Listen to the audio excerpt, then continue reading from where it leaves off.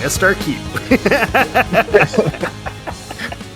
Right before the beers, you said, "We are professionals." But might have to go into the final edit. Welcome to Movie Boners, everyone. Hello, everybody. Happy New Year, as by the time you are hearing this. We're recording a couple days before New Year's Eve, but this definitely comes out in the new year, and we're excited to wrap up 2023 and move on to bigger and better things in 2024. So, to start, what beer are you drinking today? Well, it's kind of hard to find a beer that fits like a draft episode, right? Because there's... All beers are drafts. I fucking hate you. Move on. You know what I mean. Mm-hmm. But we are capping off the previous draft. So I figured for the announcement of the winner, this was the closest I could come to. So a little taste of home. I'm going with some Odell Brewery with drum roll. Oh, it's so drum good. roll. I Dude, like it. It's so good. Oh. Yeah, it's a classic. Yeah, that works really well. I think you did a good job.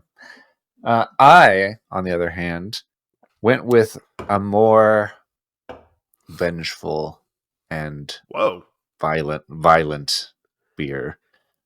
Mine is from the West Colfax, Westfax Brewing Company. They're on West Colfax in Lakewood, Colorado, and it's called Tears of Our Enemies, and it's a Scottish ale, and it's fucking sick. Scottish ales makes me want to. What makes me want to put a kilt on and just, blue paint all over my face? It's pretty awesome. It tastes good too. Very good. So yeah, that's what we're going with for today. All right. I like it. And then other business. By the time this comes out, we will have finished our drawing. So some lucky winner out there. I hope you enjoy your free movie tickets. If you're interested in other giveaways potentially in the future and just new information, want to give us feedback on stuff, we're always throwing out ideas on Instagram in our stories and polls and Q&As and things like that. So definitely get involved on Instagram and then also YouTube as well, trying to get that more involved. So we appreciate that for sure. Mm-hmm. And then it's weird to not check in on the movie draft first thing. We'll wait to go over last year's movie draft, do a little summary, wrap up, and of course, crown a winner. Yep. You may recall I am the reigning defending champion of the world, and this belt right here is up for grabs. And then we'll do the movie draft for next year, basically going through the most anticipated movies of next year, why we're excited about them, that kind of thing, while also drafting them onto our movie teams. Mm-hmm. So that is on deck for today.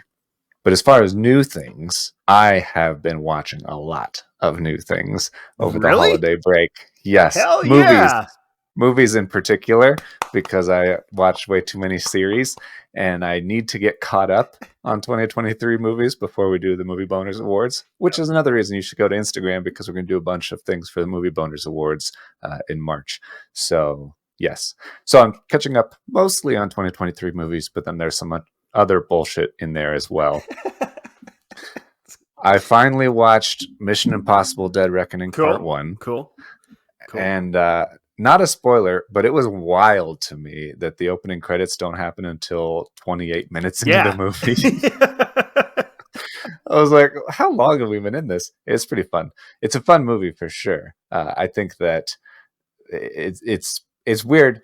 All of the, or several of the Mission Impossible movies are kind of guilty of generally pointless MacGuffins and like the stakes don't really matter. You don't really know what they're after and all that stuff.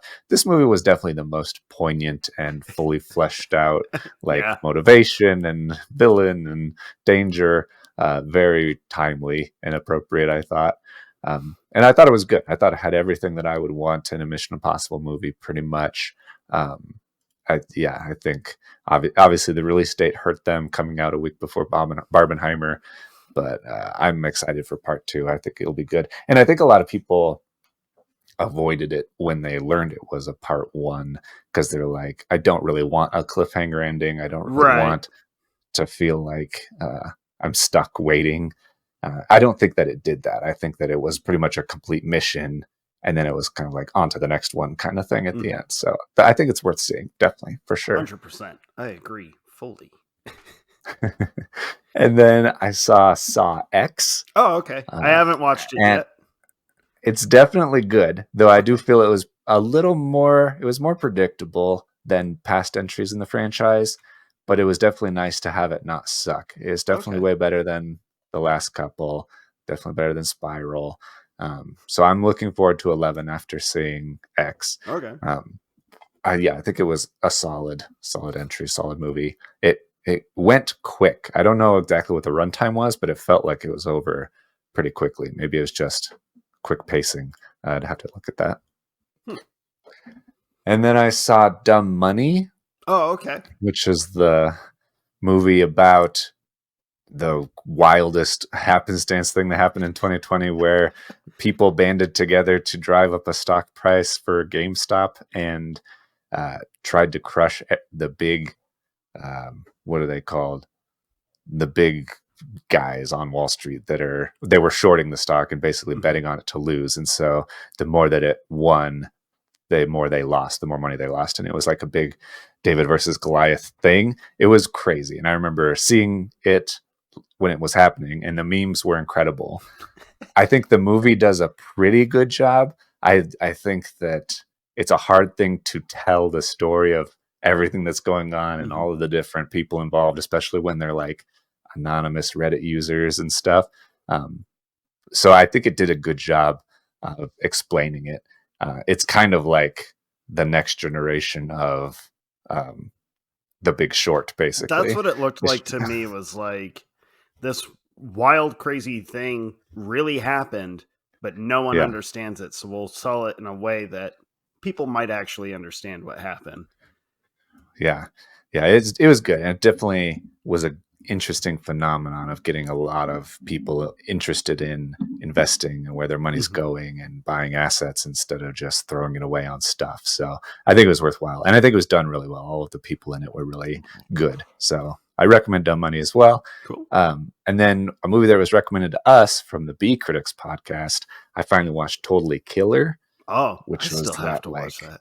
God damn. Yeah, it's like a comedy horror movie in the same vein as like the Happy Death Day or something like that. Very much in that same vein. Cool. It was very fun. I think my wife Christy liked it a little more than I did. It was very, very fun though. Definitely would rewatch for sure. And there's some good jokes in it. There was a joke that was set up that doesn't come back until a little bit later, and I laughed really hard at it. So I like it. I think that was good. I have several more to go through, so I'm trying to go quick. No, you're good. You're good. It's weird. We're like on reverse roles right now. I know. Like, I'm off my game for a while. Fuck. I watched a random movie on Hulu from 2018 called The Clovehitch Killer, and it has who's that guy? Hold on. Small break while I Google this. It has Dylan McDermott, who plays like a scoutmaster dad. And basically his son starts to suspect that possibly his dad is a serial killer that terrorized their town and killed a bunch of people like 10 years ago. And it was good. It was didn't have as many twists and turns as I expected. Pretty straightforward, but overall good and disturbing, and not a fun movie by any means, but well executed overall. So if you like that kind of stuff, if you like true crime podcasts and stuff, I think you would like The Clovehitch Killer. It was pretty good. Okay. Cool. And then another random movie that Christy put on Amazon called At the End of 8. Turns out it has a 4.3 on IMDb, which is appropriate, maybe a little generous. She didn't really know. We watched the trailer and it looked great. The premise is really good. The premise is that there's this game going around that people can get invited to, and if they can break into someone's house, they're basically assigned a house to break into. And if they can stay in that house undetected for 8 hours, then they win a bunch of money. Oh.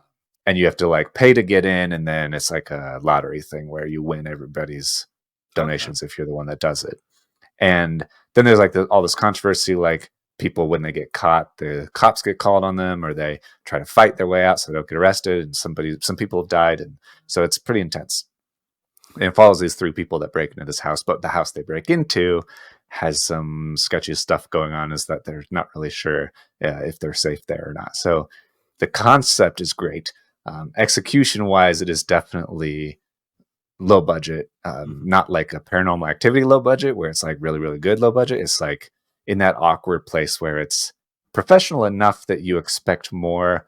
If it was like at a first time filmmakers film fest, you would probably give it more forgiveness, but it was professional enough that I was like, no, that's the bad choice. That's bad stuff going on. Like there's a point when the 2 bad guys start fighting each other for no real reason. And I was like, why is this happening? And why is it taking so long? And then I realized, oh, it's so that one of the protagonists can actually just escape. Like it's just for a plot reason. I'm like, that doesn't make any sense. So it was frustrating. I do not recommend at the end of 8 if you happen to run across it. Okay. And then more mainstream, we watched The Hunger Games: Ballad of Songbirds and Snakes. Okay. Which I didn't finish because it was also not very good. Christy was more interested in it than me, and then she lost interest in it. And so I tried to make it to the end, but couldn't really. Okay. It makes you want to watch the original series again, is really all it does. Because it's like, this is like that thing that's good that I like, but it's not. It's not that thing at all. Okay. And the main complaint I've heard is pretty valid, which is that you get through the actual Hunger Games portion of the movie, and then you still have like 45 minutes of movie left, and it just kind of drags the last half to a third of the movie. And it didn't do enough of what I thought was the most important thing a prequel should do, which is make me understand why Snow, who's one of the young people in the movie, ends up being a super evil president guy. He's super nice when he's young. And so you don't really, and I was getting so late into the movie and I was like, they're not going to do it. It's going to try too hard to like flip his character and moral code and stuff at the very end. And it's just going to be frustrating. So I don't want to watch any more of this. So I didn't make a lot of sense. 3 more. I've watched Dream Scenario. Yeah. Did you like it? Which I did really like it. And it's such an original concept. I didn't really know much about it going into it. I just knew Nicolas Cage looked amazing in it. And he is. He's phenomenal in it. But the concept is amazing, where he just randomly starts showing up in everybody's dreams. Like everybody around him, everybody on Earth, people online are texting him. He randomly walks into their dreams as a character. And it's so random and interesting. I really did like it. I do think that it I started losing my empathy for him as a character at kind of the middle point of the movie. The further the movie goes. Yeah. Yeah. So kind of got less invested in like what happens to him or how bad it gets for him or whatnot. I kind of feel they did that on purpose. The way I took it was when he starts kind of like embracing the fame side or the vanity side of it. I think as the audience, you're supposed to kind of like be like, oh, bud. Like, yeah. All right. Let's see. Like, all right. But I'm glad you liked it. I really like Dream Scenario. Yeah, it was great. I definitely really liked it. And then the movie that I posted on Instagram that I went and saw in the theater, The Iron Claw. Yeah. Which I was hyped for, and it was fantastic. Have you seen it yet? Not yet. I haven't had a chance to make it there. I loved this movie. It's the best masterpiece about wrestling since Aronofsky's The Wrestler, obviously. And it might help. Just my high from it might be partly influenced by the fact that I had possibly the best theater experience of my entire life going to see it. I went at 10 a.m. I went by myself. There was nobody else in the theater the entire time I was there. I snuck in a couple of beers, some coffee porters, and I just was able to stretch out, like react freely, laugh out loud at stuff, and yes, I did even cry a little bit, a couple of times at the end. There's a couple of different things, but overall, I highly recommend. I didn't really know anything about the story of the family going into it, even though I am a wrestling fan and like the sport and history of it. I hadn't heard too much about the Von Erichs, so you don't have to, learn everything you need to know. I think it did a really good job of telling the story it wanted to tell, so I highly recommend it. And Zac Efron, no joke, might be my pick for best actor of the year. He's fantastic in it. Yeah, he was phenomenal. So big recommend. It was very, very good. All right. And then lastly, you and I have talked a little bit about it already, but Rebel Moon Part 1, A Child of Fire. I debated waiting until the R-rated director's cut released next year if I was going to see it, because I was like, if they're already doing an R-rated director cut, it's always better than what he's made in the past. And so I was like, maybe I'll just wait for it. And then Zach said, well, it's a completely different movie, basically. It's a completely different feel and universe and all this stuff. And I was like, okay, well, then I have to see the original, the theatrical or whatever, to see how different it is. And I liked it. I definitely did like it. I thought that for a sci-fi fantasy movie with this much world building and lore and stuff, it would be so easy to end up with a movie like Jupiter Ascending, where it's just nonsense and muddled and weird. And it didn't do that. I thought that it did a much better job of establishing this new world and lore and everything. I thought it was awesome. And so I think that I definitely have, I'm a Zack Snyder fan, obviously, but there are a lot of people I'm fans of that had movies come out this year that I didn't like. So I think I can I'm not just stuck in like, I have to like it kind of thing. And that's one of the most annoying things I think online with Rebel Moon is everybody that's hating on it just because it's Zack Snyder, and there's this concept or feeling that everybody who likes his movies or enjoys it even just passingly is a cult member of his and can't think for themselves. And it's such a weird thing and fully disregards any actual feelings that you feel when you watch the movie, as if those aren't a real feeling or something. I don't get it. I'm with you on that one. I debated even texting you after I watched. So I watched Rebel Moon as well. This was one. We're Zack Snyder fans. We're pretty big advocates of the guy. I think everyone that has ever talked to us about really any subject ever, somehow we bring it back to Zack's, which I can kind of see how like maybe people think we're part of some Zack Snyder cult. We're not. We're just fans of his work. But I knew I couldn't resist Rebel Moon, so I was like, we're watching this. I was like you, where I was like, man, I had hoped when he signed his deals with Netflix, he was originally told, like, you make what you want, you have fun with it. And he got to do that with Army of the Dead, which was hilarious and so much fun. Awesome zombie, like, take on zombies and heist movies. And then with Rebel Moon, when I heard that, there's going to be an R-rated director's cut later on, I was like, shit, this is going to be another Justice League, like, fiasco. Great. Kind of. And I kind of still feel that way a little bit. I really enjoyed Rebel Moon. But like I told you, because I had to text you, I was like, nah, we're not waiting for the podcast. I'm going to ask him. I liked Rebel Moon a lot. I think the setup is really good. It's good knowing that this is just literally the setup for everything that's about to come in part 2. But I definitely feel it's his weakest movie. And you and I talked about that. It was very cool. There was just some things in it that I was like, this just doesn't feel quite Snydery to me. This just feels a little off.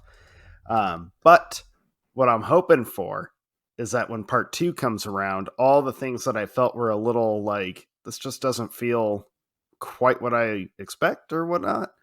Hopefully all of that is ironed out in the second one to make me appreciate the setup. And then, of course, when the R-rated, completely different version comes out, I'm looking forward to that. It is a cool sci-fi. It's nice to see some sci-fi. You can definitely tell that it was originally meant to be a Star Wars kind of universe. But he has a better villain. No offense, Kylo Ren, but this guy's better. It is a really good villain, absolutely. And I like the style of all the weapons. I think the lightsabers are obviously the GOAT, but I do like the laser swords or plasma swords or whatever they are in this movie. And then the guns are way better, though. The guns are not like generic blasters. They're all really cool. And I like the idea of like, it's this kind of hidden in this galaxy or whatever farming community that kind of is like, all right, fuck you.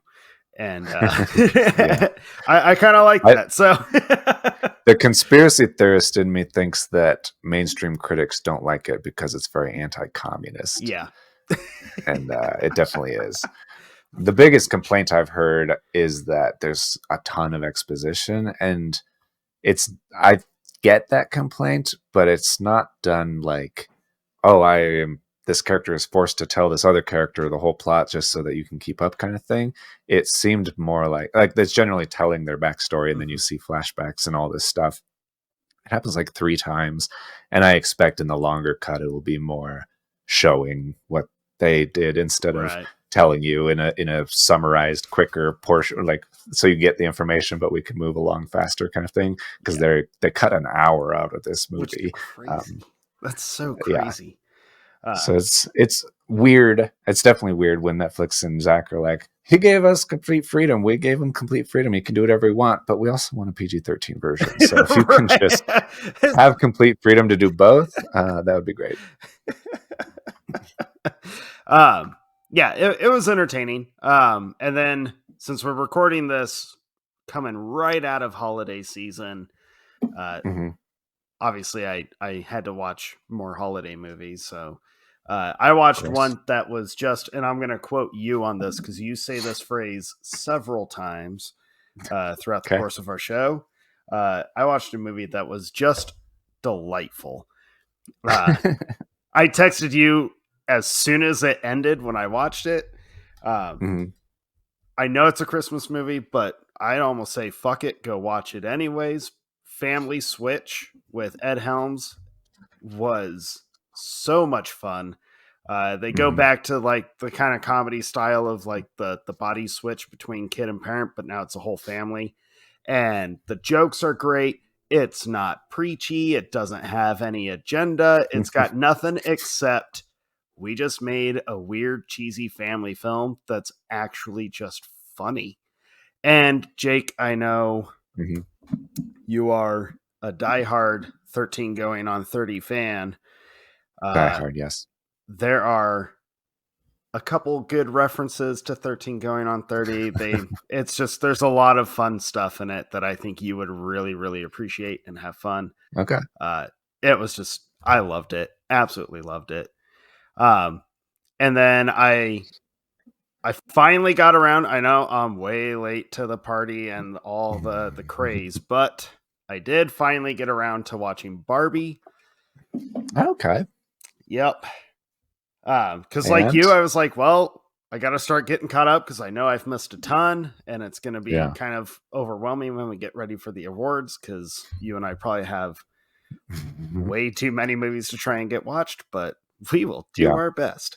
So I popped Barbie in and was like, all right, let's do this. Here we go.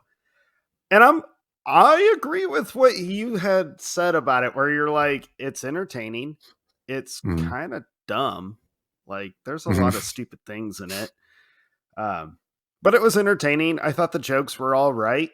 I do find myself apparently in the minority though, because I feel that the strongest part of the movie is actually the last act of the movie, Whereas that seems to be everybody's complaint, is the complete tone shift going from like the silly, like slapsticky kind of humor to the more serious stuff. But I actually think it that's what makes the movie kind of good.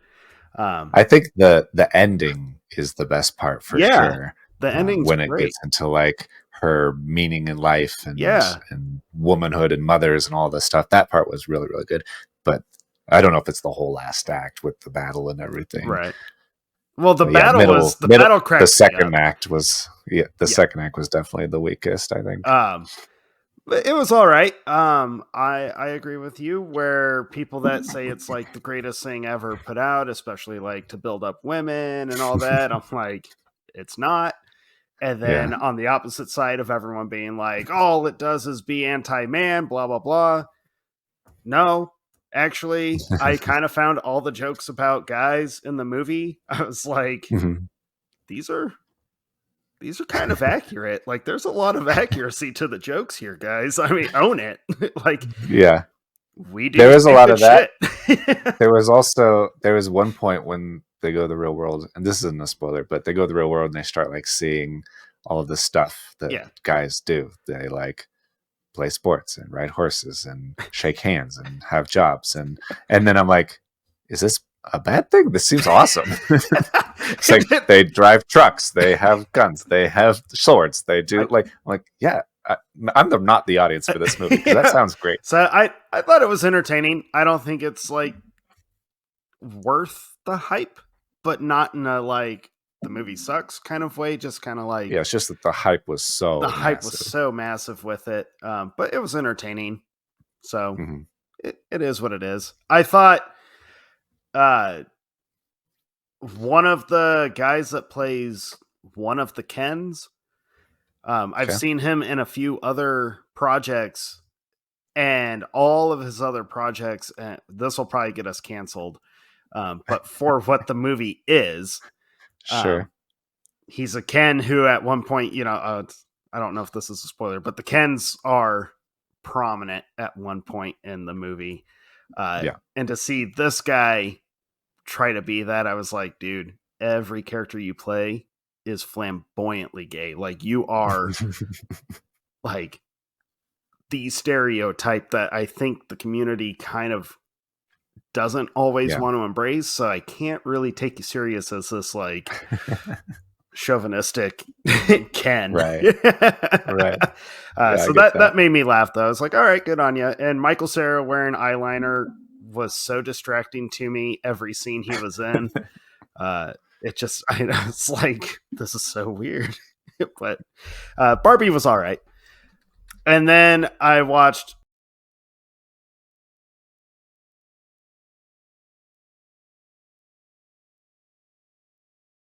Leave the World Behind, because it seemed like such a divisive film online. People are either absolutely loving it or just absolutely like hating the movie and hating the fact that they watched it. And so I was like, well, let's see what this is.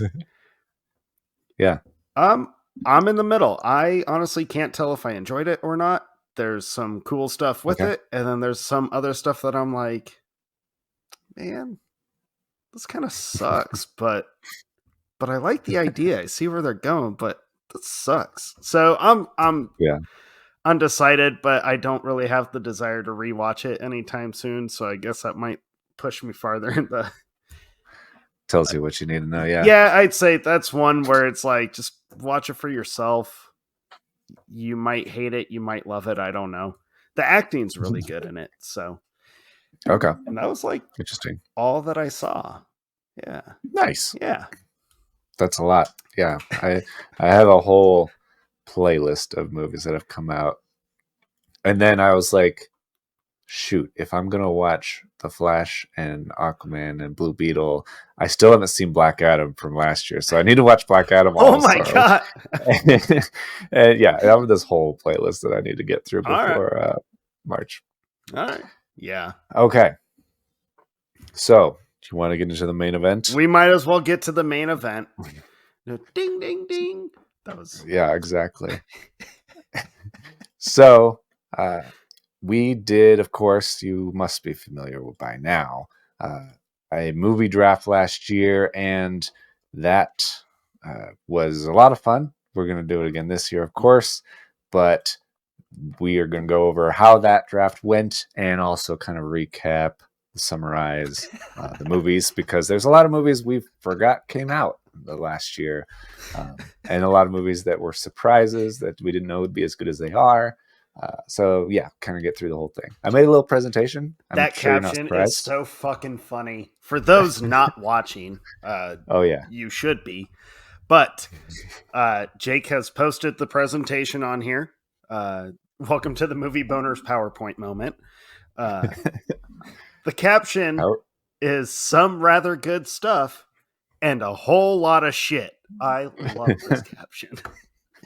That's exactly how I felt looking through it. Yeah, sorting through our results. Yes, here's where we ended up. So first of all, we have to have a moment of silence for the fallen movies from last year. Just like the year before, several movies that we drafted did not get released. The first time it was from COVID. Last time it was from the writers and actors strikes. So of the 37 movies we drafted, you had 4 that didn't get released. Mm-hmm. All of them were pretty late round picks, except for Ghostbusters Afterlife 2. I think it's Fallen, Frozen Kingdom, whatever it's called now. So that was in your 7th round. So not too bad, even though all things considered. I had 2 movies get pushed to next year. Technically 3, but one of them was not ever even into production when I drafted it. So that's embarrassing, but it happens. That is not as sad as my number 1 overall pick, though. Dune Part 2. Yeah. I actually wrote Part 1, but Part 2, that got pushed, and that really hurt. Obviously, it was number 1 overall for a reason, and that sucked. So of our 37 picks, 19% of our picks did not get released. I thought that was kind of interesting. That's so sad. Just so sad. So best and the worst we'll go over really quick. So the best IMDb ratings, you had 6 of the top 10. Okay.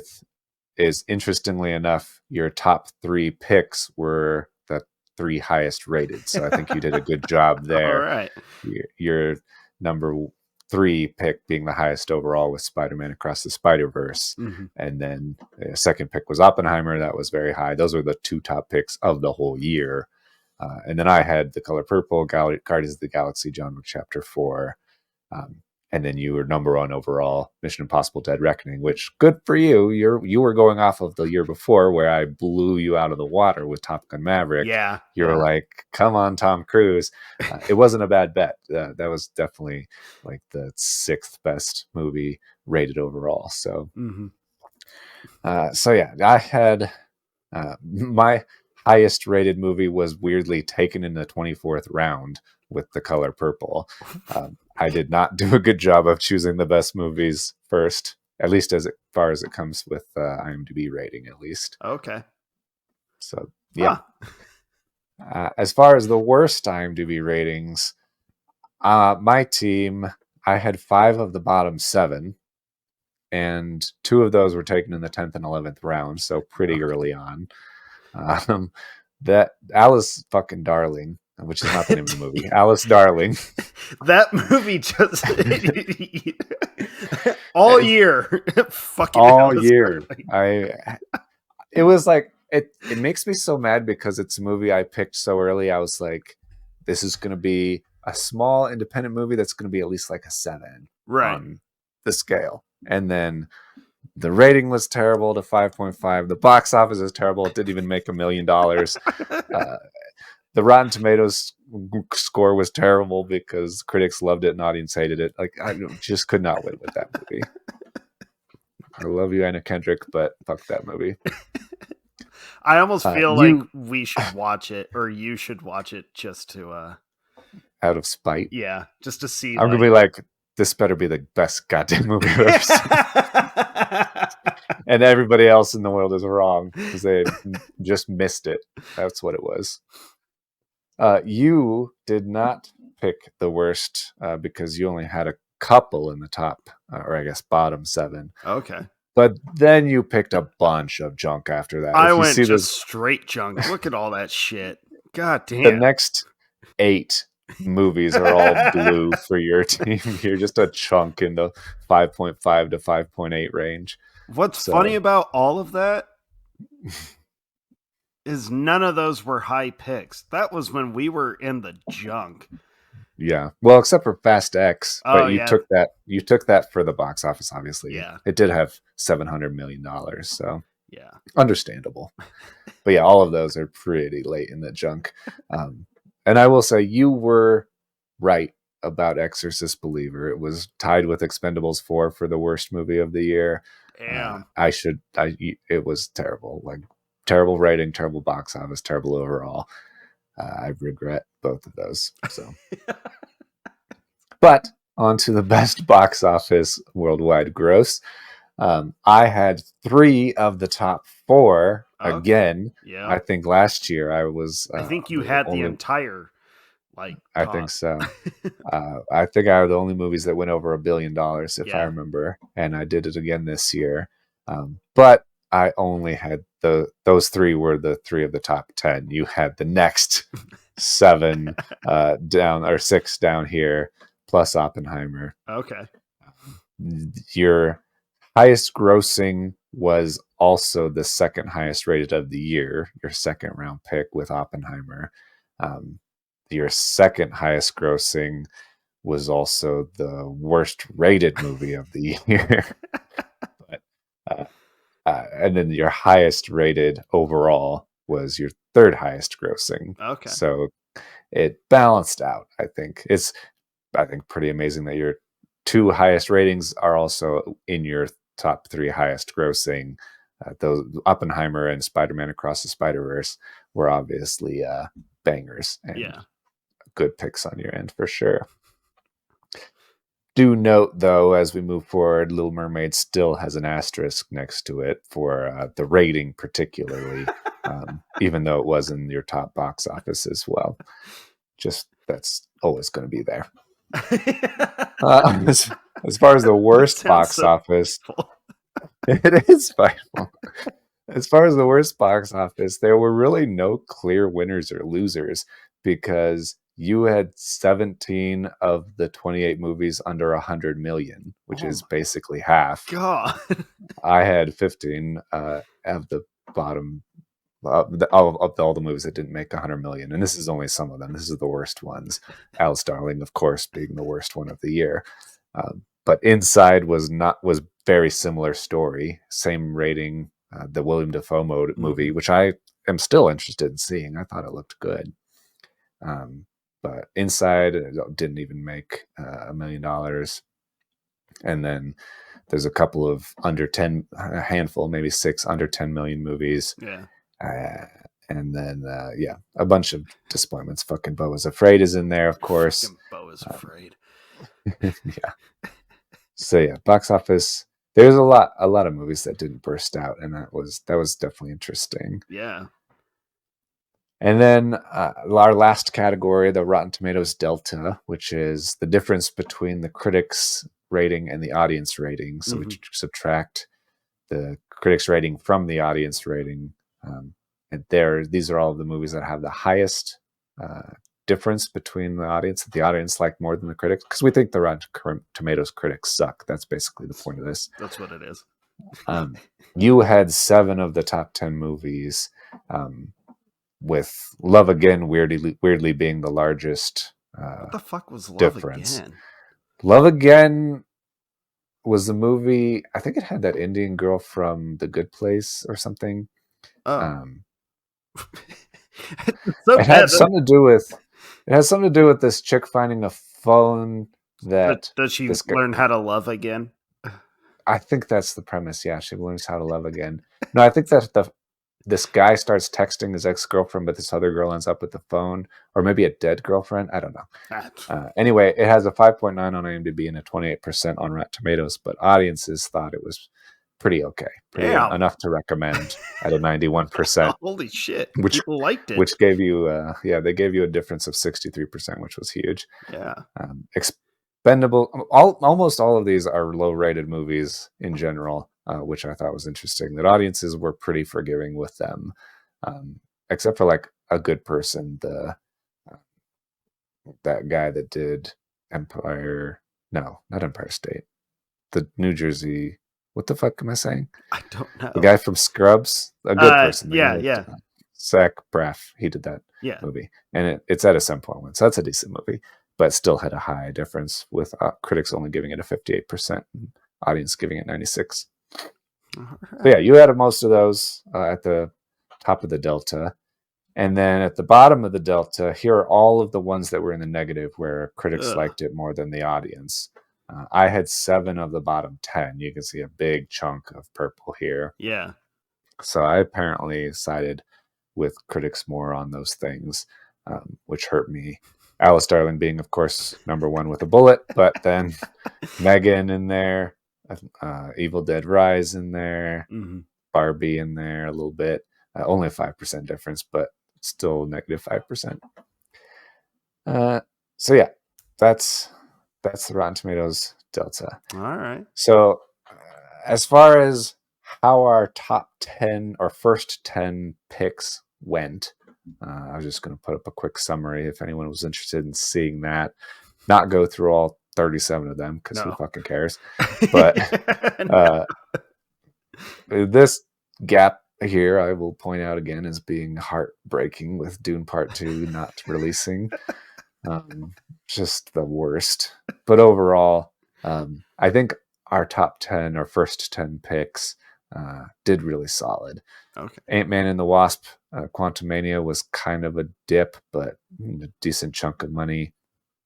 Fast X obviously was taken just for the money. Oh yeah. And then yeah, all of these are all rated decently high until you get. It's my fault that Alice Darling. It's my fault Alice Darling is in the top 10. I have no excuse for that. I love that. All right, so and then the last thing, we had a weird rule last time where we both picked 2 wild card movies, and then we would choose if we would take the rating, IMDb rating, or the box office mojo gross to give us a little boost. And that was supposed to help because we knew probably some movies would get not released, and that did happen for sure. Oh. But what we didn't expect was that overall it didn't matter at all. So for me, the interesting thing is that I guess we mostly picked average movies. I chose so I illustrated it here by graying out the ones that I dropped. I ran the numbers every which way. I didn't even ask Dustin what he wanted to do. He did not. I was like, you literally just told me it doesn't matter whatever you do. Yeah. You know what? I don't need your help with this. I tried. Here's what I did. I tried to win any way I legally could, and I couldn't figure out a way for it to actually work. I was like, fuck it. This is stupid. So here's all of the if you didn't take your 2 below average ratings, which of course you wouldn't do because it would drag your rating down. Yep. And then I didn't take Transformers, which had a 6, which was below average, and then Asteroid City, which had only a small chunk of change, and a 6.6, which would bring my average up. I thought that made the most sense overall for everybody. Transformers did have a decent box office. Asteroid City did have a decent rating. But for you, both of your wild cards were terrible. They both had a 6.0 rating and barely any box office, a measly box office between Renfield and Aquaman: The Last Kingdom. Granted, Aquaman's been out 5 days at this point. But still at a 6.0. Yeah. And so, yeah, the point is it ultimately didn't matter. The same result, even if we didn't have the wild cards and we removed the scores and box office entirely, we would still have the same results. So. All right. It was a fun experiment, but we're not going to do that again. No, we're not. So I think what that means is you win. Champion of the world! And because I had a sneaking suspicion, bonus beer? I had a bonus beer on standby just in case. And I knocked you the fuck out. It's called Knockout. What kind of beer is that, Dustin? That sounds very good. It's a red ale. Okay. Yeah. So, fair enough. Hey, Jake. Yeah. Suck it. Oh. I imagine you doing the Degeneration X. I was about to do it, but I'm like, I'm not getting up. And my fucking headphones are attached to my microphone. That's why I wasn't going to do it. I'm gonna unplug my headphones really quickly. Don't say anything too interesting. Does mean that you get this beautiful bastard right here. It is going to go to your house at some point. Yep. I might be slow in shipping it, but it'll get there. Hopefully it doesn't fall off the boat or anything. If it ends up on a boat, you're shipping it some weird fucking way. It's going to go back to China, where I bought it from. Yeah, you will get this, and I will even send you the screws to mount it on the wall if you so wish. All right. It's my generous nature to do so.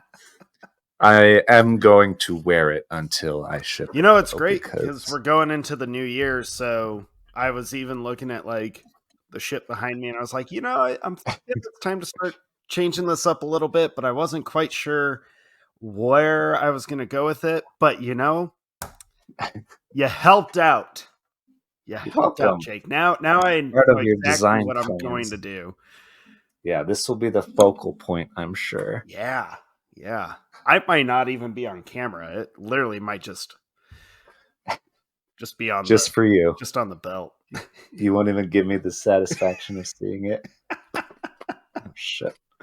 All right, so it's difficult to button when you can't see the back, but I am going to wear it until I send it out. I'm so glad I won with mediocrity. Yeah. Yeah. So, in summary, not only did you win, but you won all 3 categories in the end. You did manage to overtake me in the box office before the end. It's because of Wonka and Aquaman, wasn't it? I saw Wonka's numbers and was like, do it. Yeah. Wonka helped a lot. Actually, I think you had 6 or 7 movies in the last 2 months, December and November. Mm-hmm. And among the 6 of them, they grossed a total of like just over $1 billion. Oh, nice. So you caught up pretty fast. I actually have the chart here. So as far as box office goes, you were down to the end and then just squeaked it out at the end there. But it still counts. Rating as well. You held on since November. Barely held on because Aquaman is a 6 and I had Color Purple, which is at an 8 right now. Oh yeah. So I was so close to jumping up over you. You won by only 1/100th of a point in the rating, as like 100 and something, 120 million, 118 million. A win is a win, so it's true. Whether by an inch or by a mile, it doesn't matter. And then the fucking Rotten Tomatoes screwed me from the beginning. Mostly because of Alice Darling. It came out at the beginning of the year, and then I never could recover from that. Oh my! It was just so negative. Yeah. So that's where we're at. That's awesome. So yeah. All right. That was last year. That's just how the cookie crumbles sometimes. That's so fucking funny. Oh my god. Fucking Alice Darling. Oh man. I feel like I need to watch that movie just as a thank you to Anna Kendrick. That's true. Like, this is my favorite movie of the year now because it won me this handsome belt. It's so good. All right. Okay, so goodbye, 2023. Fuck you. And on to bigger and better things where I hope to redeem myself and win the next year and see some really good movies. Yeah. Well, this next draft is a little different because we're, in our fashion, changing it up again. And I've had listeners, friends of the show, who many months ago, before I started losing, brought up the fact that we should change the rules, and it didn't make any sense. And I listened, and then I started losing, and I was like, oh yeah, I need to tell Dustin that we should change the rules, but now it's going to look like I'm changing the rules because I'm losing, and I don't want to do that. But I think that it was an easy sell because last time we drafted way too many movies. God, it took forever. We were tired at the end of it. We were on like pick 16, and we were both like, dude, there's nothing fucking left that we know. Nothing we drafted after like 15. We knew they weren't either going to make it on the big screen or they weren't going to make it anything. Like no good rating, no box office, nothing. Yeah. So we decided this year we'll whittle it back down, try to pick only the best of the best for our teams. We will each draft 12 movies each. So basically one a month, if that's what you want to do, as our like starting lineup. And then, because I like to throw in weird, complicated rules, you'll also get to draft 3 additional movies that will ride the bench. Mm-hmm. And for those second string movies on your bench, they will automatically become active if one of your main movies gets pushed to next year, which I hope doesn't happen. I hope COVID's over, strikes are over. I don't know what will come next, but something we didn't anticipate will probably come next. So if you have a movie get pushed out or canceled, or studios are doing this thing where they just decide not to release movies and to take the hit, and it's a tax write-off, that could happen. So if that happens, one of your bench movies will just move up. I think you get to choose which one you want to have move up. I don't know how it would be automatic, or you also have the option to trade one movie from your starting lineup. If it doesn't perform well, you can trade it for a movie on the bench. Just one time though, so take that into consideration. And so those will be like the wild cards, but hopefully matter more than they did last time. Right. And same scoring mechanism, average IMDb rating, total worldwide box office from Box Office Mojo, and then the difference between Rotten Tomatoes critics and audience, preferring the audience, of course. Yeah. So you want to get into this? Let's do this. And as per usual, I have a slideshow for this. My cup whistled because I was laughing into it. Nice. The one thing that I didn't remind you of, or remember to remind you of before we started, was to pick a team name. Yep. Like we did last year. We kind of should on this one. Well, yes, mostly me, but you did also shit the bed. So you said that you will come up with the name, and right now it will be TBD. Yes. So, which is not terribly exciting, but what can you do? Well, what's yours, Mr. Terribly Exciting? In the last hour or so, when I remembered we had to do this, came up with an incredible name. Because that's what you should be. The one who still has not shipped your belt, and you should be nice to me until I do. That's who I am. Because I could just not. That's true. You could do that. And no, my team will name bite you in the ass, and my team name is taken from being this our third draft season. My team name comes from the hit third movie in the Die Hard franchise, Die Hard with a Vengeance, seeing as how I am approaching this season with a vengeance. Yeah. I thought my team name should be Simon Says Jake should win. I like that. That's pretty good. I thought making it really long would be better. Like Simon Says Jake should win and Dune should not get pushed out another year and something like that. But we'll leave it at that. That sounds good. Yeah. It's probably a good idea, Jake. Thank you. All right. Let me rearrange my screen since I'm presenting this one. I want to move all of my don't look. I want to move all of my stuff over here. I have, of course, a spreadsheet. You sounded like someone changing their outfit. Like, no, don't look. Don't come in. I'm naked. Yeah. No, it's not like that. I just had my whole master strategy. The thing is, I don't know how you're approaching this, and maybe I'll ask you in a minute. But I'm approaching this draft with basically the same strategy last time because I am convinced I would have won if Dune came out. And so I think that I did a good job. I think that I just got unlucky with one of 3 movies that I picked being my first round pick. And so I think that I am not going to really change much of anything as far as strategy. What about you?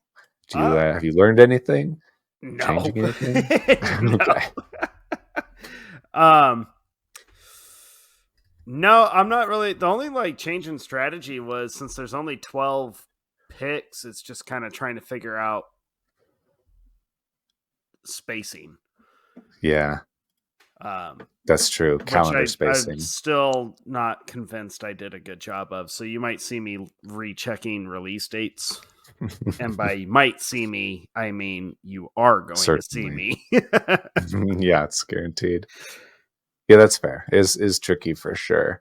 And it'll be an interesting year. I think there's a lot of interesting stuff coming out.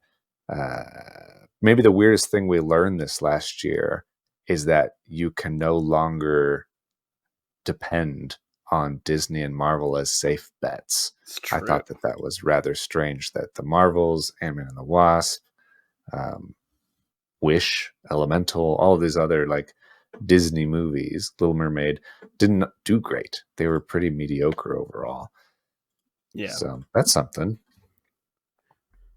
Yeah, learning you can't trust stuff is kind of rough. Although some people would say you should know you shouldn't trust Disney by now. Which that's a fair point. That's a fair point. But when you're going for those box office numbers in a movie draft, you're like, MCU has to kill it, and then it doesn't. But Disney's kind of in a like weird limbo right now, kind of freaking out of what they're gonna do because they haven't put out a hit in years. Like a legit hit. It has not happened. So they're kind of freaking the fuck out, which they should be because their movies suck these days. They need a revival for sure. Yeah, they need to quit making movies with agendas. They need to just get back to making movies. So yeah. Like, honestly, I'm convinced that's all they need to do because people are so tired of it.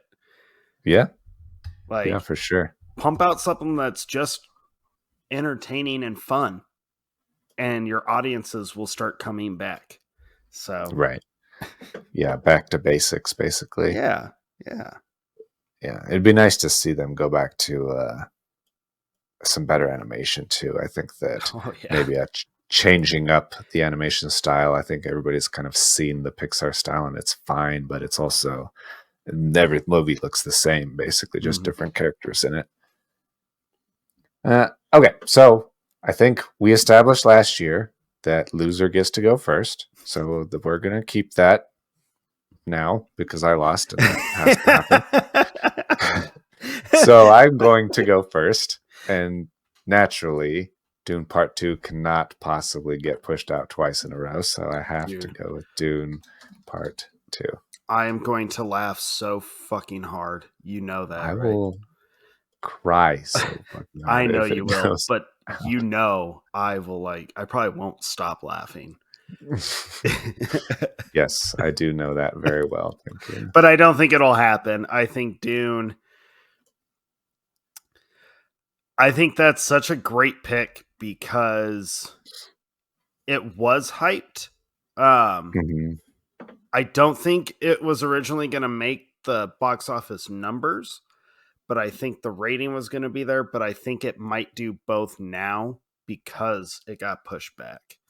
So I think Yeah. people are ready to get back into it and see more of Paul's journey. So Yeah. I know I am, because I was really looking forward to part 2. Fucking Warner Brothers. So Yeah, absolutely. I think that's a solid pick. I really do. Okay.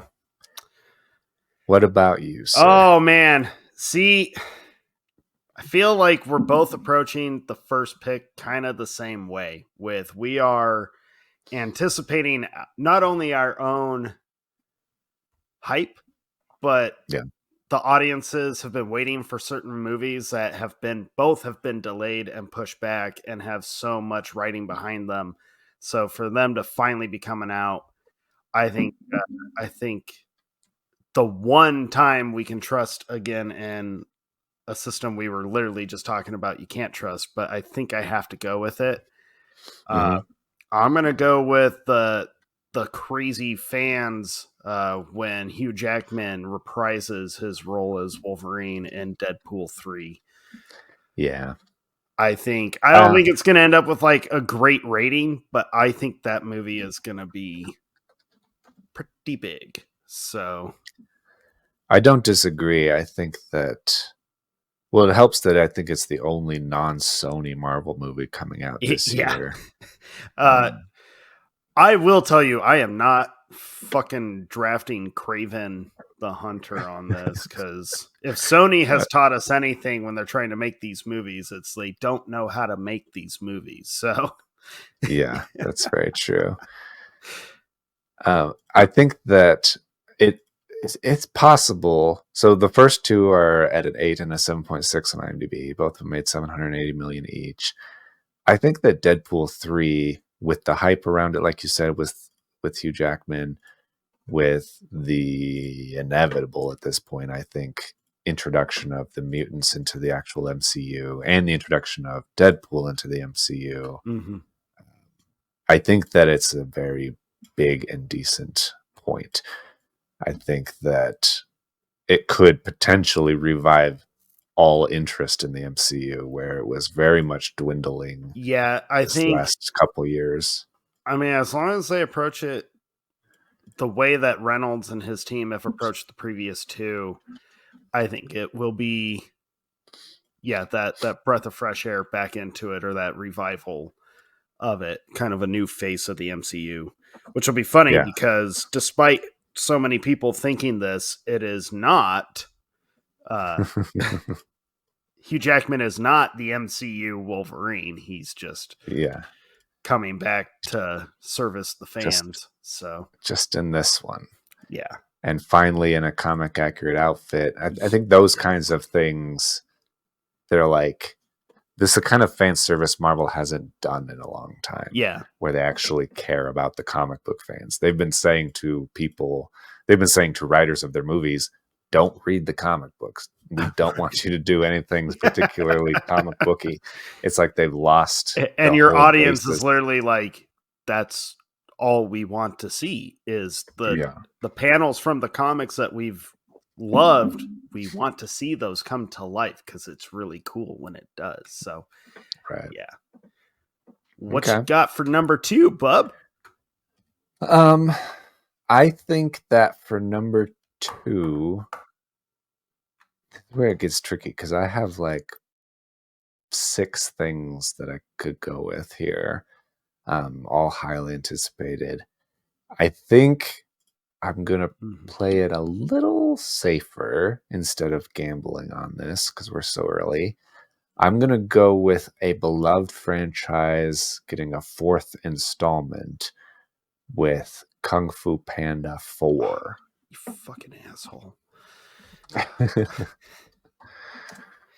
Because I think that everybody seems like loves Kung Fu Panda. Yeah. And interest has grown over the years. I think that originally it was like, yeah, that's a cute movie. But over time, people are like, it's kind of like a cult classic of animated movies at this point, it seems It like. is a fantastic franchise. I didn't even realize they were making a fourth, and then the trailer showed up on my Instagram feed, I think it was. Yeah. And I'm not gonna lie to you, when I watched the trailer, I was like, hell yes, this looks fantastic. This looks so much fun. I can't wait to see Poe once again. Bring it on. Mm-hmm. Yeah, very excited for it. Yeah, and the cast is stacked. I think the villain is especially interesting because he basically imitates all the past villains, so it'll be Yeah. very nostalgic also for fans of the franchise. I think it's going to be a lot of fun. Very excited for it. See, it's already tough because we only have 12. So for my number 2, I think people are going to flock to this out of curiosity, but also because the first one was such a surprise hit and it kind of took everyone off guard in terms of like kind of the intensity and how deep it was. There's a lot of, in my opinion, misconception about the movie, but I think the sequel is such an odd approach to this, and I think it's going to draw a lot of people in. I'm going with a gamble. This is a gamble, but okay. I think the sequel to Joker. Oh shit! Yeah, I think I'm gonna go with that as my number 2. Yeah. I really thought you were going to do something else there for a second. Surprise! You did. I was Googling a completely different sequel movie. Yeah, no joke. The original Joker movie is way higher rated than I think anybody ever anticipated. Yep. Made over $1 billion. It's an 8.4 on IMDb. It's huge. But I agree with you. I do think it's a gamble because I have mixed feelings about Todd Phillips saying that it's a musical. Yep. I have mixed feelings about Lady Gaga in general. Yeah, it could be huge. It could be just as huge. But I feel like I have to take a couple risks. So yeah, don't want to get like complacent as the champion, well, huh? Not to help you out, but I'm gunning for you this time for sure. You're always gunning for me. Die Hard with a vengeance. Yeah, I'm curious to see how it does. I'm hoping that audiences return just out of the curiosity, and I'm hoping that it's not actually a musical. Yeah, that would be good. I agree. That would be good. So we'll find out. Yeah, maybe it's just a couple numbers or something. Okay. Well, you know what? Because you reminded me that I should take some more risks, I was going to play it safe here, but there is a movie that I have very high in my hype meter, and possibly for some weird reasons. And I think maybe my number 3 spot is an appropriate place to put it. This might sort of shock you, so hold on to your pantaloons. I'm going to go with Argyle. Oh, holy crap. You're going with that at number 3? Yes, for this very specific reason. Are you ready? Yeah. So there's a whole deep conspiracy about this movie. Argyle, you may know, is the Matthew Vaughn spy thriller starring Henry Cavill and stacked cast. Has Henry Cavill, Dua Lipa, who nobody cares about. That's not true. A lot of people care about him. I just don't. But also, I can't even name all the people in this movie. It's got a lot of people in it. I'm too busy adjusting the poster to actually look it up. Hold on. I will tell you. There is Henry Cavill, Bryce Dallas Howard, who basically plays an author, Ellie Conway, who writes spy novels and then kind of gets sucked into a spy novel, or all of these people around her are being spies doing spy stuff. Sam Rockwell, amazing. John Cena, you won't see him. A bunch of other people as well. Bryan Cranston, Catherine O'Hara. Yeah. So it is the conspiracy part is in 2021, the whatever studio is putting this out, I wrote it down, but I'm scrolled away from us right now. Apple Original, I guess. They bought the rights to the book Argyle for $200 million before the book was even released. That seems like a strong bet on their part, so I would do good to follow suit. The conspiracy part, though, is that there is a strong belief online that the author of that book, who sold the rights, Ellie Conway, is a pen name, and that the actual author of that book is Taylor Swift. And the reason that they paid so much money for it is because her fan base is so massive and will obviously go out and see it. And if they hint at it, or if they expose it, or if it comes out that is actually the case, it will be huge. It will be massive. And that would be worth them paying $200 million for this book that didn't even come out yet at the time that they bought it. So I think Argyle has a reason to be big. I don't know for sure that it will be big at the time it releases or through the whole course of that year. That's the gamble part. But I think that there's a reason that it will be good and big. And I'm interested in it in general, aside from that. So hopefully it's good. I haven't heard any conspiracy theory to it, but they made it pretty clear that there is a crazy twist in the movie, because the first trailer they released for it, which is essentially the same trailer everyone has seen at this point, but the difference being the first trailer put up a huge text prompt at the end of it saying, once you see the twist, don't tell anybody.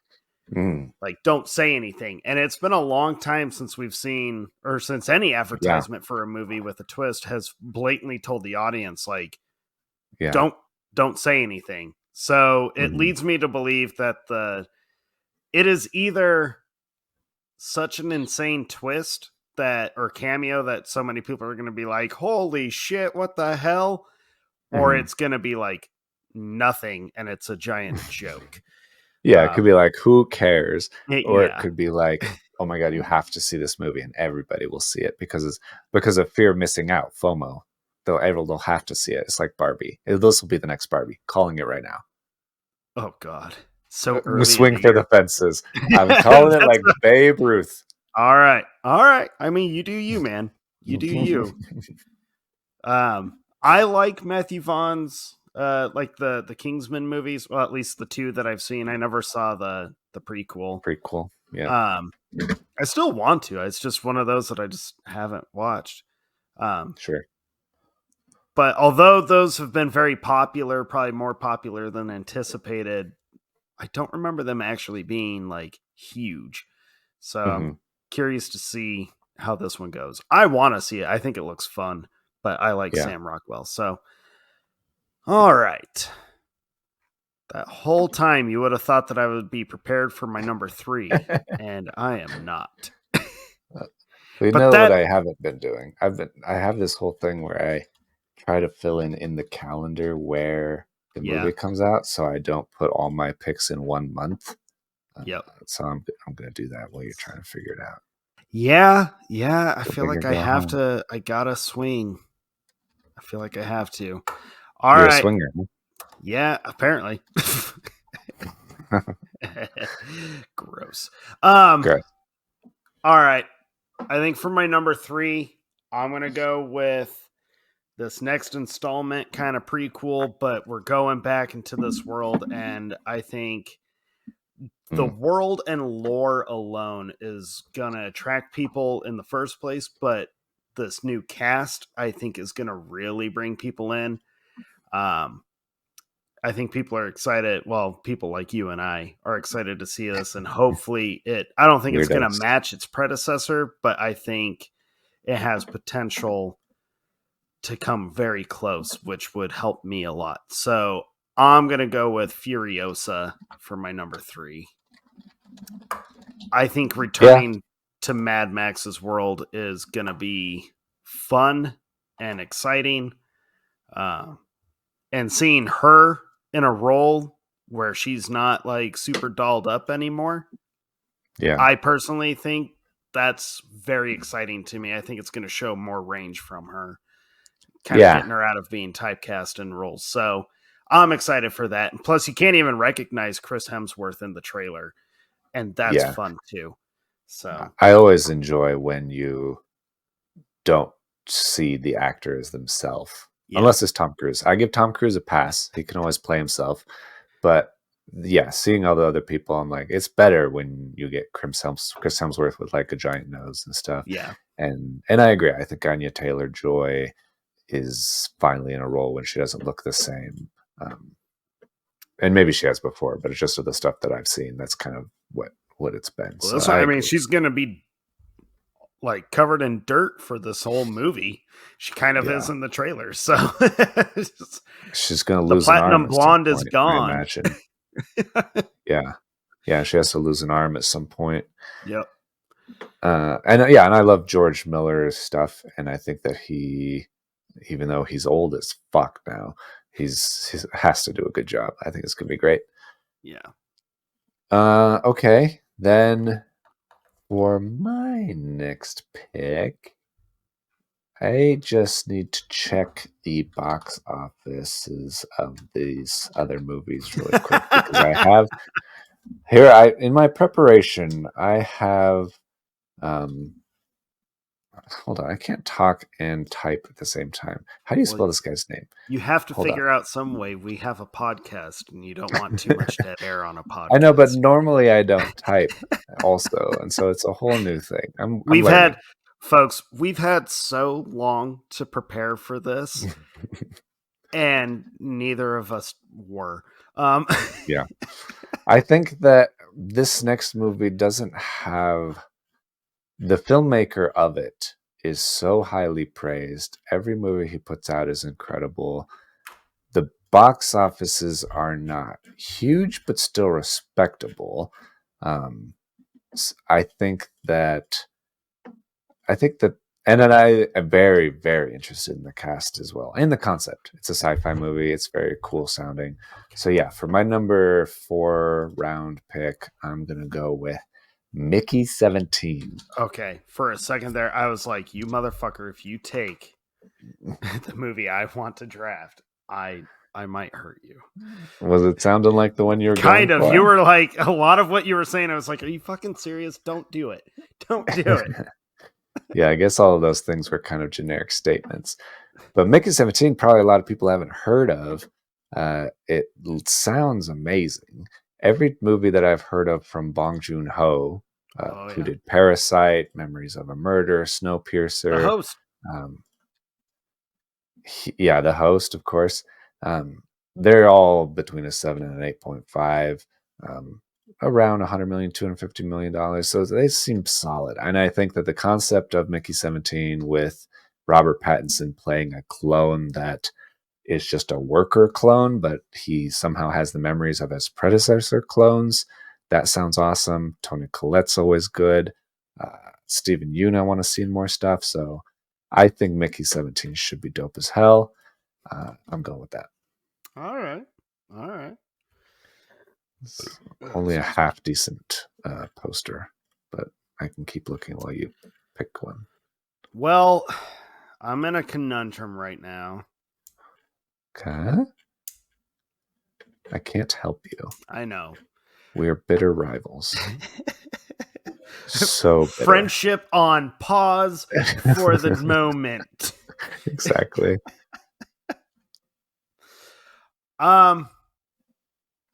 Okay.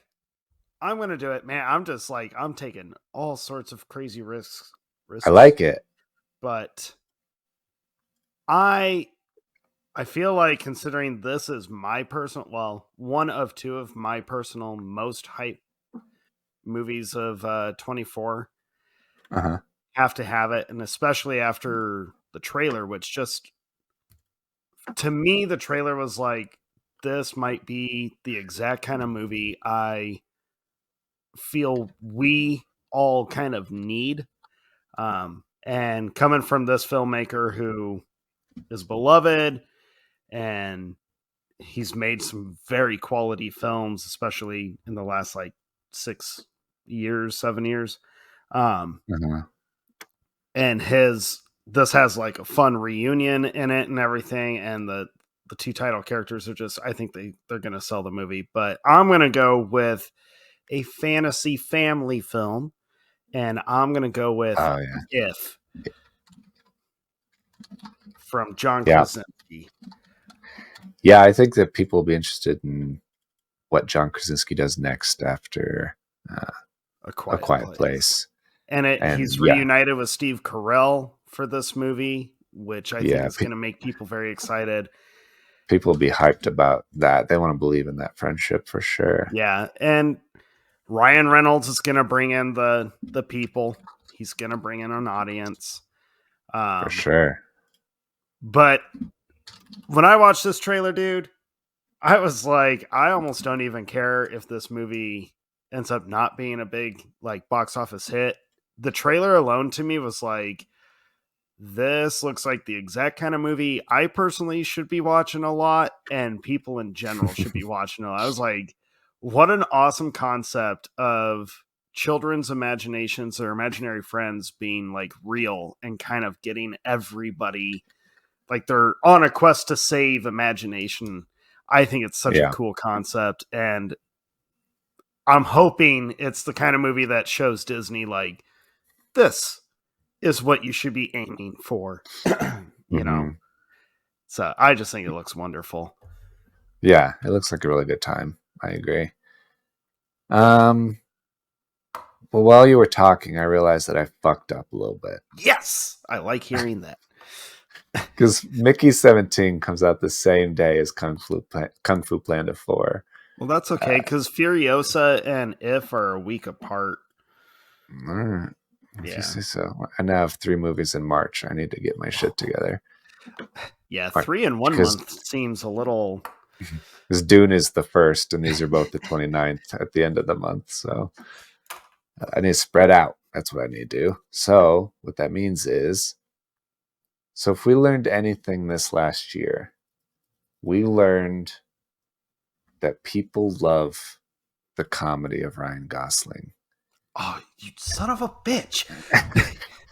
And I think that coming off the heels of Barbie, The Fall Guy looks like the same sort of comedy, just without all of the extra, Barbie bullcrap.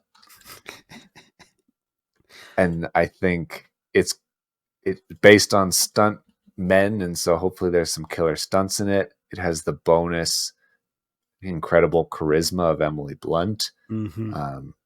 I think it looks really fun. I think it looks fairly simple on the surface, and then the more like as you watch the trailer, it gets further along, and then he has to like go on an adventure and like do all the stuff and get it like earn his love back, and he seems so funny in it. I think that it's going to be really good, and I think people are ready for it based on how huge he was as Ken. So The Fall Guy, I do think will be pretty darn big. When I watched that trailer, I was like, this movie looks specifically catered to people like you and I. I was like, this whole trailer it's like they listened to our praise of stunts episode that we did instead of like an Oscar style. And they were like, let's make a movie for schmucks like these guys. And it was The Fall Guy. I think it looks awesome. I think it looks like so much fun. I can't wait to watch that movie. Yeah, he'll be fun in theaters for sure. Yeah. Oh, fuck.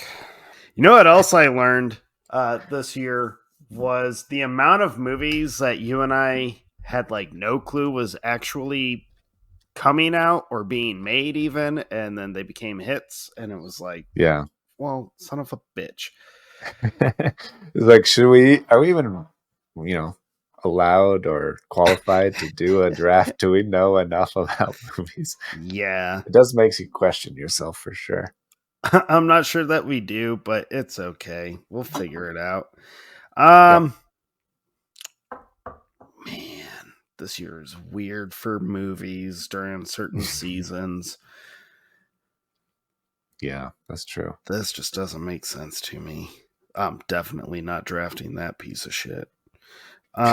Which one? I want to hear. I'll tell you after I make a decision. Oh, because you still might go with it. No, I'm not going to go with it. Sounds like the piece of shit is tempting, though. No, honestly, I don't think it is. Okay. But, goddamn, I have so many sequels, and you and I did a lot of sequels. Well, the year has a lot of sequels. I know, that's it's like all that's coming out. Yeah. My second Sequels most hype movie of the year, I'm like, there's no way that is going to garner any box office, but I'm excited for it. Okay. This early. Yeah, I think I have to do it. I'm going to go with another family movie. I think because of the success of the previous two, I think this one is going to be just as fun. And I think actually the release date of it is pretty good because it's going to be out in December. So families are going to flock to the theater for family time, especially Christmas movies, kind of stuff like that. So I'm going to go with Sonic the Hedgehog 3. Okay. I think a family movie around Christmas time that is not another fucking pointless Disney live action wannabe bullshit. I think it's going to do pretty well. And people like the first two a lot. So I'm one of them. That's true. Okay. I did not expect that. Yeah, I think it's too early to do that technically, but I needed something for the end of the year. And doing that kind of takes it away from you. That's true. There ain't shit in December. I mean, it's not terribly early. We're almost halfway through and we're about to enter the 6th round. So it's weird, but it is true. We're halfway through. Yeah. Okay. So no Sonic for me. That's fine. I don't give a shit about that. And the one that I was talking about was Mufasa. The Lion King movie. Like, why? What? Lion King prequel. Well, yeah. The 2019 quote unquote live action, which isn't live action, is CGI lions. That made $1.6 billion, just so you know. Right, but how many people actually like that movie? Well, it's not going to go down in history with any sort of street cred, no. But like, no one likes that movie. Everyone I talk to, everyone's like, yeah, the CGI was good. That movie sucked. And we know because we all went and saw it, Jake. That's true. Everybody went and saw it, decided it sucks. They got the box office, but it's not going to stand my daughter still to this day, because she went with us, to this day, she's like, God, that movie was bad. I'm like, I know. They totally fucked it all up. Yeah, that's fair. I think that maybe the first movie, people will take a chance on it, but then after that, they're not going to see a prequel. Who cares? Yeah. That's fair enough. Thank you. I'll just move that down my list of hype movies then. I appreciate the help. Okay, let me look at my calendar real quick. I've got all my movies are in the first half of the year so far. So perhaps I should pick a holiday movie. Perhaps. Maybe not. If you are picking one in December, I don't think Sonic's terribly hard to compete against, but also, like you said, there's not shit in December. So maybe I will go with one in November, pick up the old Thanksgiving traffic, and... Oh, hold on. I had my scroll screwed up, and I have a bunch of other stuff above this. So disregard what I said. I'll come back to that. There are a handful of movies in November that are interesting, but we're not going to do that right now. Instead, I'm going to go with what I think is a fairly safe bet. You've gone with several family movies. It's been few picks since I picked Kung Fu Panda, so I need another family movie at this spot. I'm going to go with Inside Out 2. Okay.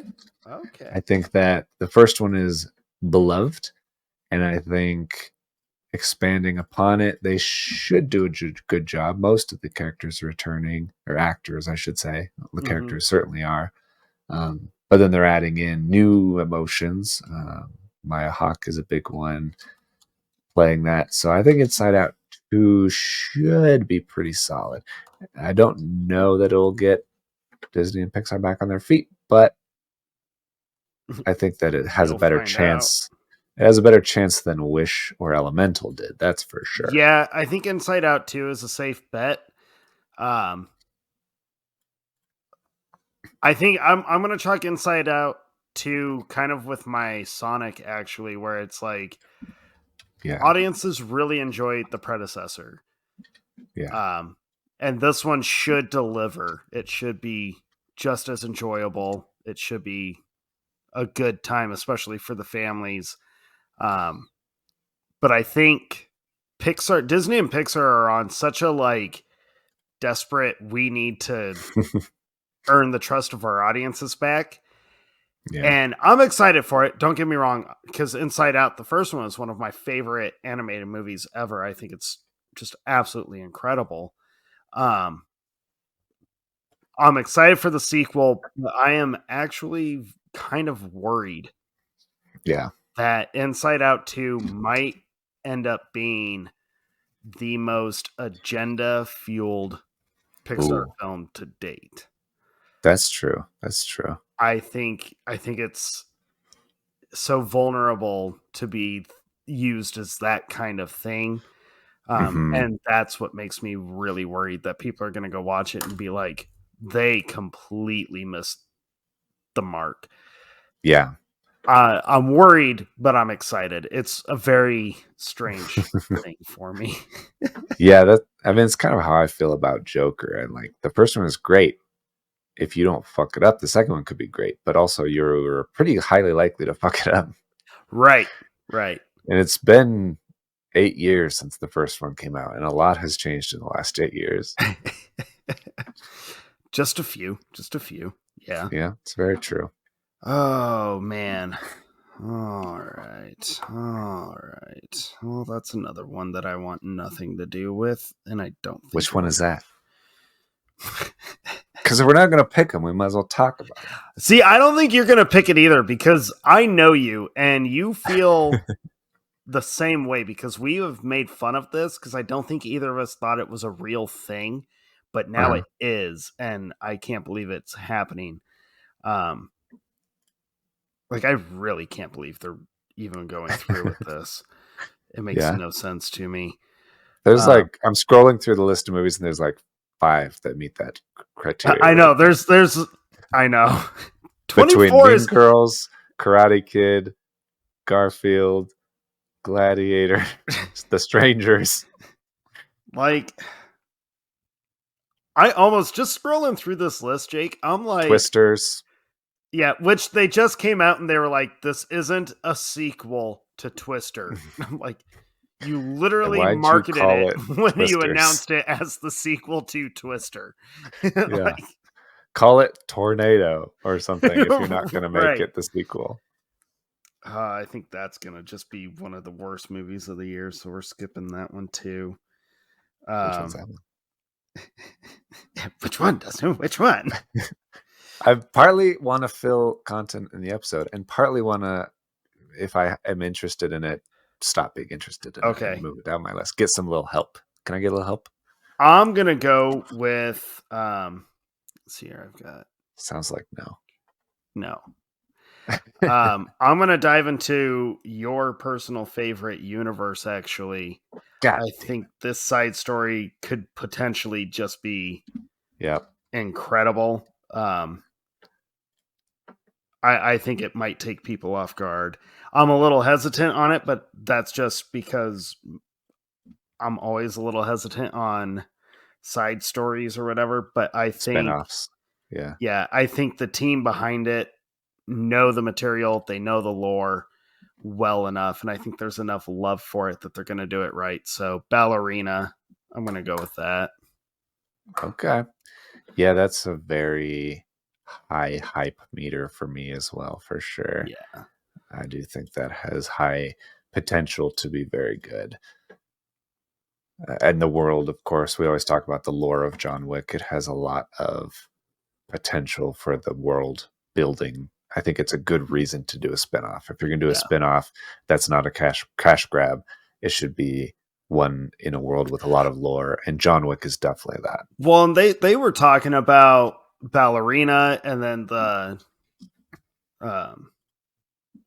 what was the show, The Continental, that they just did, that limited series.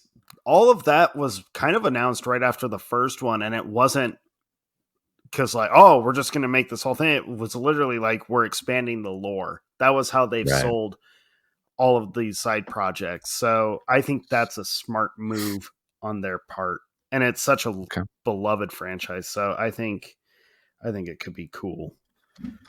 Yeah, I agree. Okay. Then I'm going to go with kind of a new film franchise, but has a very long-running established fan base in video games. I think there's tons of fans of these games. I'm going to go with Borderlands. Man, I thought about that, but with the trend, I mean, granted, I have Sonic on mine. Yeah. Both of them I think are risky, but yours I think is almost a bigger risk because video game movies don't typically fare well. They don't typically, but I kind of anticipate this falling into like the new Tomb Raider category more than well, which Tomb Raider though? The one with the girl from Ex Machina. The one that has like, because that one was a box office bomb. Okay, well, but people liked it. Yeah, it was good. I liked it. I really like it. I still wish they would make a sequel to it because I think she was an awesome Lara Croft. Alicia Vikander, I just remembered. Yeah. I think the biggest risk with Borderlands is that Eli Roth is directing it. And I know you don't like Eli Roth, so you will agree with that concept. Yeah. Even though he did surprise me, I have to give him the credit. Thanksgiving was very fun. I still can't believe those words are coming out of my mouth, but I think with this cast with Cate Blanchett, Kevin Hart, Jack Black, Bobby Lee, Jamie Lee Curtis, I think that it will be very fun. Yeah. I think that a lot of people will see it also for the it's going to have the money. Yeah, that opening weekend should be really good. Let's see here. It's that time. God. Since you took Ballerina, which is a gun-centric movie, Borderlands is also very gun-centric. Yeah. And guns are cool. All right, Butthead. You sounded just like Butthead to me when you said that. Guns are cool. Okay. I'm gonna count on the stoners out in the world. I'm gonna count on all those guys who have this dude's poster on their walls because they think it makes them look cool, and they're completely missing the point of this dude's music. I'm hoping it rides the coattails of Elvis. Shots fired. That's kind of a bad thing to say when you're talking about Bob Marley, huh? Oh, shit. I'm going to go with One Love, the Bob Marley story.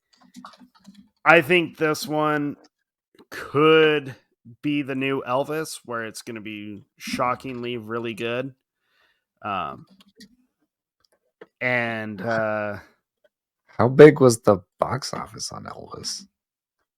It was decent. It was pretty. Do people really like Elvis, or is it just an award season darling? No, the movie was actually pretty good. I enjoyed it. Okay. I thought Austin Butler was a fantastic Elvis Presley. Number one, have not seen any movie that he's been in that I'm aware of. But number 2, I don't really want to because I find his face so weird. Maybe that's just me being a dick, but what was that Elvis movie called? Just Elvis? Yeah. It was just called Elvis.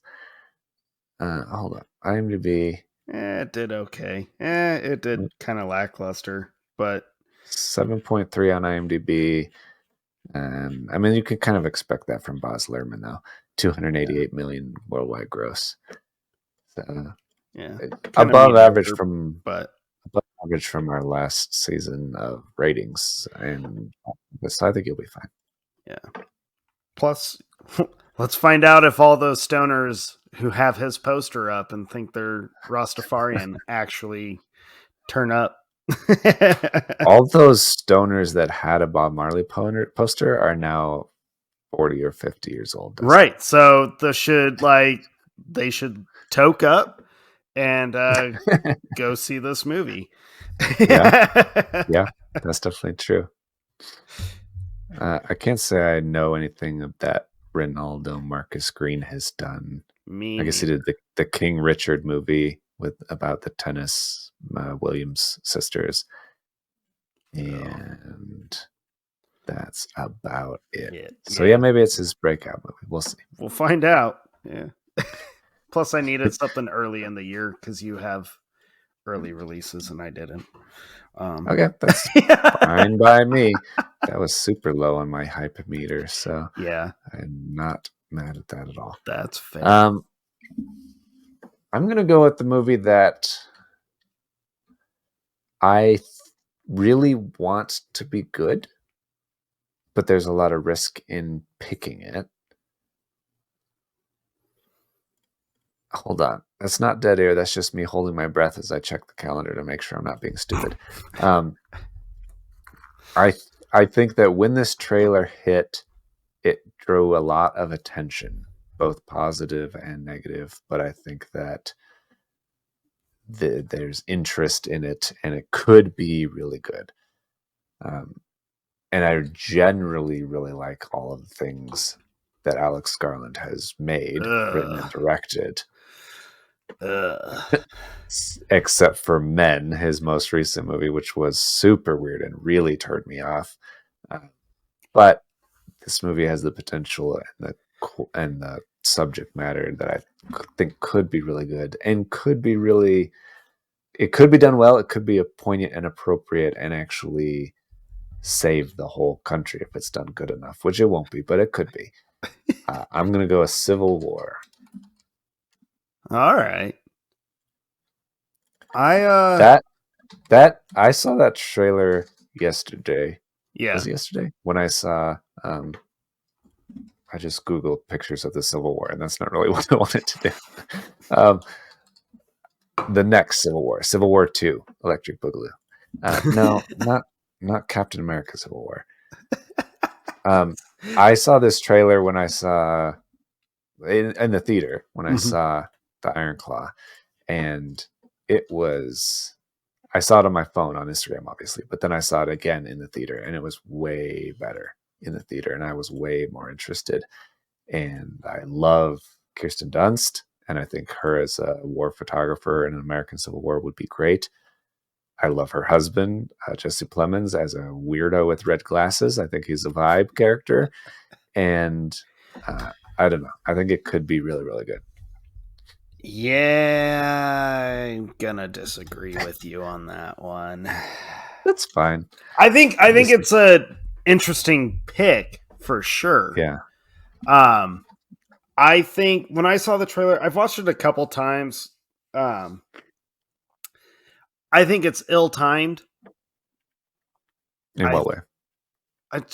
I mean, do we really need a movie that's, to me, it kind of looks like it's like celebrating the divisiveness, Yeah, I've seen a lot of people say that, and I've thought about that, and I didn't get the celebration. I got more. That's what I mean when I say it. If it's done well, it could be done. I mean, if it's done well, cool. It's less of a celebration and more of a warning that war is absolutely terrible and hell, and you don't want this, and you should do everything possible to avoid a civil war. Which, if But it goes that also, route, cool. if there is a civil war, you should prepare yourself and prepare your family and have food and water and weapons and all that good stuff. I get that. When I watch the trailer, every time that I've watched it, I've just kind of been like, yeah, this just does not strike me as it's going to be good. I kind of get the same feeling that I had with Killers of the Flower Moon. Yeah. Where like there's a lot of hype and I just couldn't get on board with it. And I'm going to rewatch Killers. I think it's streaming now. Yeah, it is. And I was like, let's rewatch it. I'm going to just to see, like, did I miss something? Is this one of those movies where it's going to take me a couple views and then I'm going to be like absolutely infatuated with the movie because that happens. Yeah.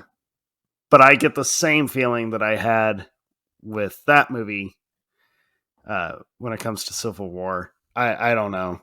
I'm kind of on the fence with it pretty heavily. Okay. Yeah. Yeah, that's fair. I'll probably still end up seeing it, but I'm not sure.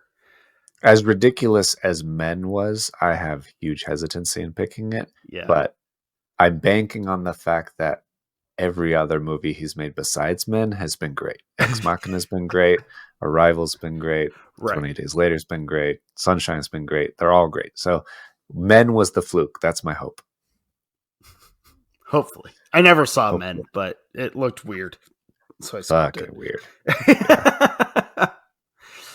All right. I hate checking on the status on some of these, or you're like, ooh, this might be a good one. It's like in production or pre-production, but due this year, and you're like, oh, not. Yeah, okay. I saw some movies that are like supposed to be released this year, and I was like, there's no way that they're getting the next Spider-Verse movie out this year. Right. There's several of those. Okay. Man, I'm really relying on the people with this one. Don't let them down, people. All right. I think... Is this too early? We're almost at the end. It's not too early. We're in the middle. No, but I don't know. All right. We're late. I'm going with it. Decision's made. All right. I think the hope for this movie has been around for so fucking long that it was always just rumor, speculation, and then it was just hope, right? Mm-hmm. And then when it got announced, I don't think half of the people believed it was real, me being one of them. But now it's like official. They've finished filming. It's like in post. It's coming out this year. It's happening. It's kind of crazy. But I think I'm going to gamble that Michael Keaton's reprisal of Beetlejuice is a bigger hit than Harrison Ford's reprisal as Indiana Jones and Han Solo when he reprised his stuff back then. Okay. I think Michael Keaton is so iconic, especially to like our generation. I think it's potentially going to be huge. Yeah, I think that you sound like a really old man saying that, because I know most people care that this girl Jenna Ortega is in it. I mean, she's going to sell it very well. Got a huge star power right now. The fact that she bailed out of Scream 7 or whatever the fuck it is. Yeah. I think audiences are going to want to see her in something. And when she shows up in this trailer, whenever they release it, I think it's going to get people excited to be like, sweet. She bailed out of Scream 7, which sounds like it was a good idea because those guys are making some weird decisions over there. It's circling the drain at this point. I think the nostalgia, and it kind of feels like a returning to your roots kind of movie, not just for like Michael Keaton reprising that role, but Winona Ryder's returning to like the weird gothy girl that made her famous. Tim Burton is returning to his like original style. I think that's going to be a big thing. So hopefully, come on, audiences. Yeah, it's certainly possible. I think that could definitely be a big one. And I think you'll get all of the Wednesday crowd because it's the same sort of Jenna Ortega goth girl fans who like Wednesday, the show, will like this, obviously. Yeah. And I think it was big online. I don't know how many people watched it, but it seemed like it was big. The goths and the emos are going to come out in droves for that movie. Yeah. So yeah, however many of us are left, I guess. I think there's a lot. I think there's still a lot. That's true. That When We Were Young Fest was pretty big this year. Yeah. I'm going to go with, this might be a surprise, but I don't think it should be. I need stuff more towards the end of the year. This is what I alluded to before about a holiday movie around November instead of December. Mm-hmm. It'll be solid for Thanksgiving. It'll be solid because it's Christmas themed. And it'll be solid because it's made by the guys who made Jumanji, the new 2 ones, which are high 6s and almost $1 billion. I'm going with Red 1 with Dwayne "The Rock" Johnson and J.K. Simmons as the most jacked Sansa you've ever seen. Ever. Yeah. Red 1 could be very interesting. The Rock's not really hyping this one up like he normally does with his movies that are a year plus out from coming out. I saw him post a lot about it on Instagram, like when they were filming a year ago. Yeah. And then it's been crickets for a long time, and I thought it was coming out this year. Last year. I thought it was coming out like last December, and then it didn't. But apparently it's still coming out. Hopefully. Where is it? I don't even see it on this list. Shut your mouth. Don't say that. I'm actually not even trying to fuck with you. I'm going to double check something. I hope that's not true. It looked like it was coming out to me. But I also picked a movie that wasn't in production. Oh, no, it is. So, you're good. Dear God, thank you. You guys. Let me hold my Dear breath. God, thank you. That was awesome. All right. So yes, going with Red 1. Solid Christmas movie. Yeah. I feel like we need like a good theatrical Christmas movie back. We keep getting like the fun, cheesy stream ones, which, okay. Yeah. But I feel like we need...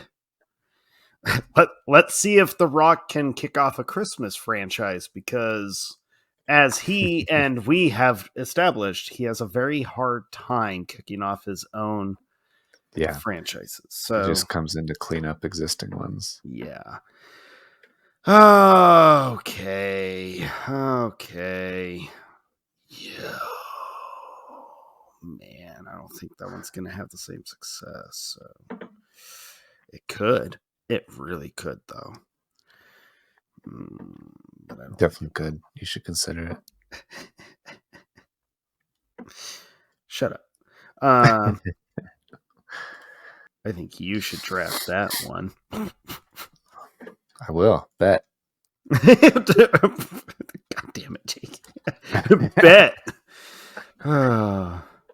Drives me nuts when I hear people say that. Fuck that. What?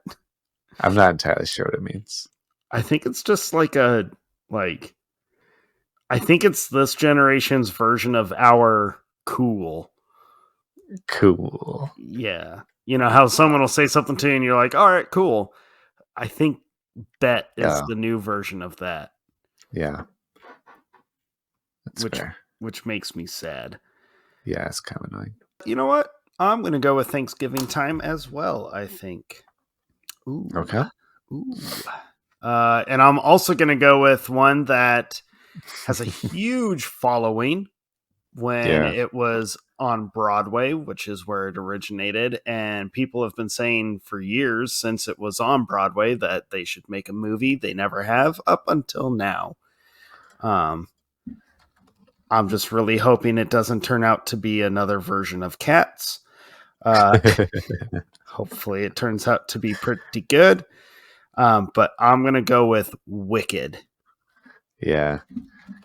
That's true. That's all true. I assume in your youth, like my youth, every girl on the planet was obsessed with Wicked. Yeah. Like the Like, it music was from Wicked. huge. Yeah, it was wild. I do think it could be big. I also think It could I really don't. suck, though, because this guy has not made that great of movies. So, Yeah, it could be. It could be a cat situation. yeah. It has Ariana Grande carrying it, which who cares? Someone cares. I don't want to downplay your fandom. If you like Ariana Grande, good for you. But also, I don't know anybody who likes Ariana Grande. Hey, man, it's got Michelle Yeoh and Jeff Goldblum in it. So, Who? Jeff Goldblum? No, I know Jeff Goldblum is. Who's Michelle Yeoh? Michelle, What's she in? you know Michelle Yeoh. She did Crouching Tiger, Hidden Dragon, Everything Everywhere All at Once. Oh yeah. She was in Tomorrow Never Dies. Okay, you're right. You're right. God I damn it, was Jake. I was thinking of maybe something else. I had a couple of different faces in my mind. Wow. She is great. She is great, and she's riding the high of Everything Everywhere All at Once, of course. Yeah. So that's for sure a big deal. Speaking of big deals, I'm gonna go with I think what has to be a pretty big deal. A little surprised you haven't picked it yet, which means you must have an alternative opinion on it. Maybe this is a bad move, but it also is a good summer movie, I think. I'm going to go with Despicable Me 4. Fucking god damn it, Jake. Oh, you did want to take it. That's good. I did. Do you know why I was hesitant on it, though? Because Despicable Me 3 had a lackluster rating, No. potentially, No. but it also had the biggest box office of the group. So why? Why did you hesitate? Because it says that it's still just in production. They'll make it by July. It'll be fine. They could. Yeah, I kind of wanted that. I think returning to that franchise is going to be kind of like a Kung Fu Panda 4 situation where people are going to be like, finally, let's get back to like this kind of good-hearted family kind of stuff. So, son of a bitch. Man, there ain't shit even early in the year. What the fuck is going on with the movies this year? Yeah, I mean, January is always sparse. I mean, it's not sparse. There's a bunch of bullcrap coming out in January. Right. Actually, no joke. I don't think you'll pick it, but just to fill the air. I also saw the trailer for The Beekeeper, and I think it could be pretty sweet. It could be sweet, but I don't think it's going to do well at all. I think it's, no offense, Jason Statham, but like... Yeah, he makes a lot of garbage movies. No offense, Jason Statham, because you could beat me up. But I am gonna. It goes back to the last episode with my pick of Remo Williams. It seems like the same sort of concept, that he's a guy that works with this agency that's outside of the Constitution and enforces the laws when the laws can't, that kind of thing. I think the whole movie is based on the premise that someone found out that honey is flammable, and they're like, let's make a movie where a guy is super into bees and honey and blows stuff up. Yeah. It'll be a code name and everything. If it's as violent as I anticipate, it could be pretty cool. Really gonna be just the worst movie of the year? You potentially will be. No, I think Madam Web will be the worst movie. I think Madam Web's gonna be really fucking bad. It's the worst trailer of this year. I was so mad when I watched that trailer. So mad. Like, oh my god, I was angry at that trailer. I even had like coworkers warn me about it. I had a couple people being like, dude, Madam Web just, oh man. It was like, all right. Oh, it looks so bad. Yeah, not good at all. I'm with you. I think it's going to be terrible. All right. It was a surprise hit for when this one came out, so I think people are going to return. It'll be, I think it'll do decent at the box office. I think it's going to have, oh, okay, that one, it scored a little higher than I thought it would have. So, okay. I'm going to go with Ghostbusters Frozen Empire. I think people enjoyed that other requel, I guess you could say, reboot enough that people will return for this one. Although I will say the trailer looks fun, but to me, the trailer definitely gives off like, ooh, sophomore slump vibes are coming on strong for this one. That's exactly what I kind of feel. Like, I think that Afterlife, people did like it, but I think it had a lot of the Star Wars Force Awakens recipe. Yeah.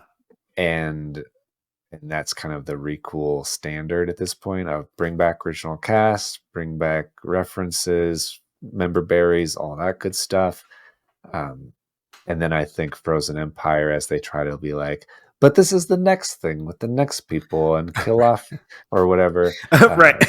Try to phase out the original. It'll be very Last Jedi potentially. So yeah, we'll see. But good for you. I'm sure it'll be great. What do I need here? I don't have anything in September or October. And the best thing in September is probably Saw, which I don't quite know. No offense, Saw 11, but yeah, I don't know if that's quite good enough for me.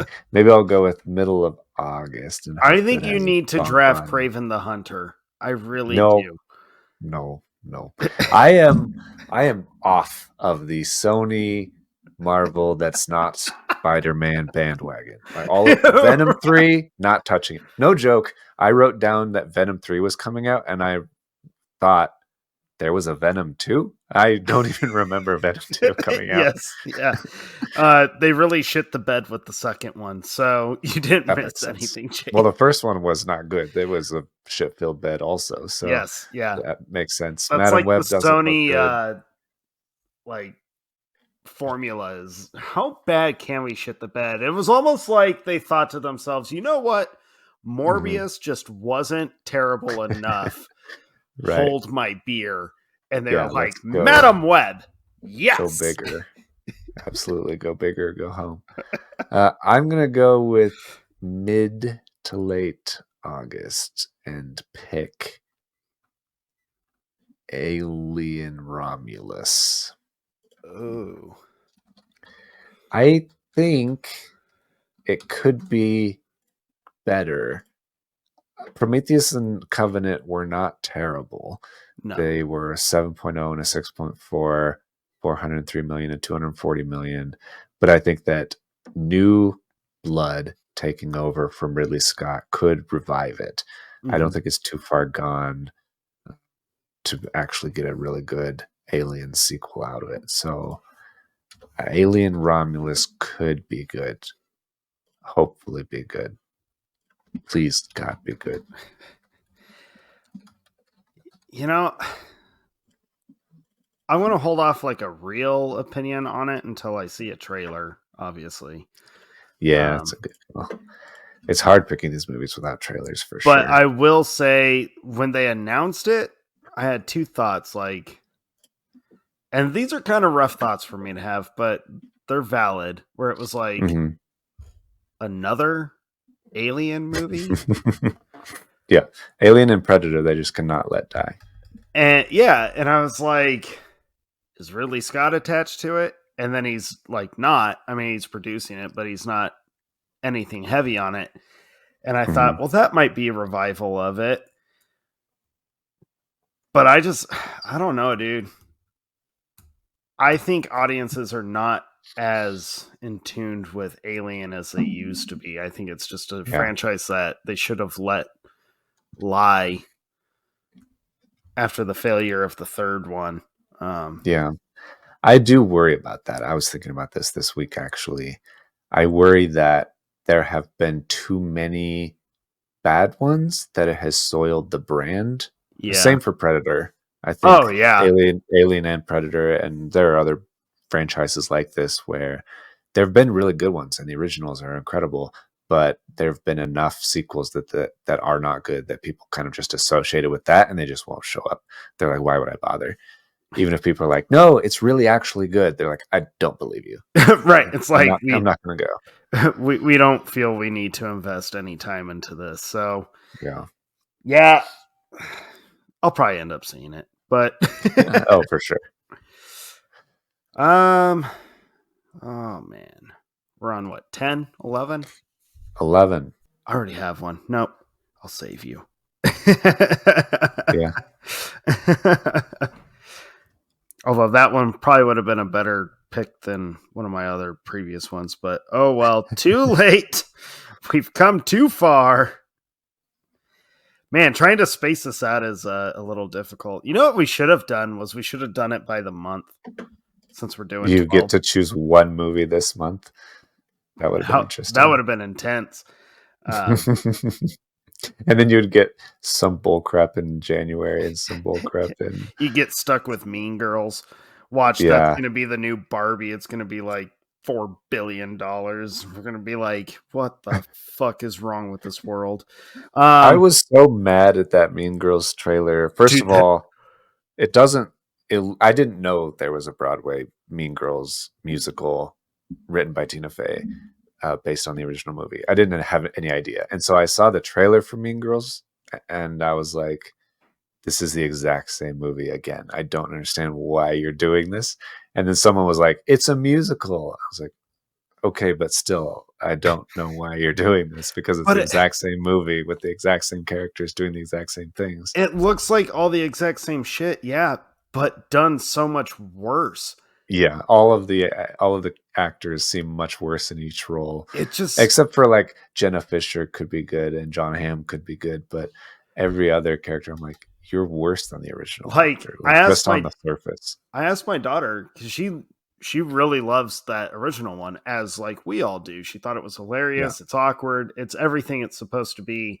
And I told her, like, dude, they made it a musical. And she was like, what? And I was like, it's a movie. It's coming out. Her first thoughts before the trailer came out was like, ooh, that sounds like a bad idea. And then the trailer came out and I was like, I texted her, hey, did you watch the trailer? And she goes, we are not seeing that movie. It looks like they completely fucked this up. It was like, whoa. Like, strong feelings. Oh yeah. Oh, she is. Just from the trailer, my daughter's feelings towards the Mean Girls remake is almost a bigger hatred than like you and I's hatred for Avatar. Wow. She is so anti this movie. It's incredible. That's awesome. I know. I'm kind of proud of her for it. All right. All right. Enough screwing around. Round 11. Round 11.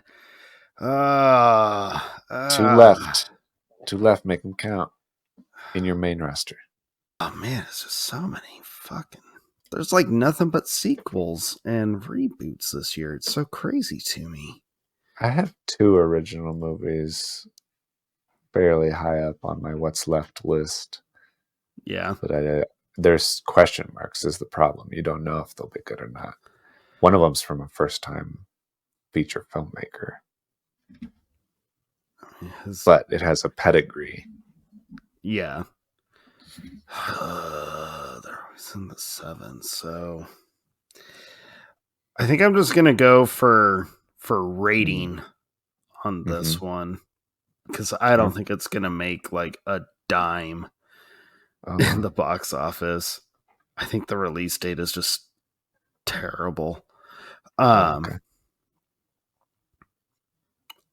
But I am hyped for this movie. One, I'm a huge fan. Well, we're both pretty big fans of this filmmaker.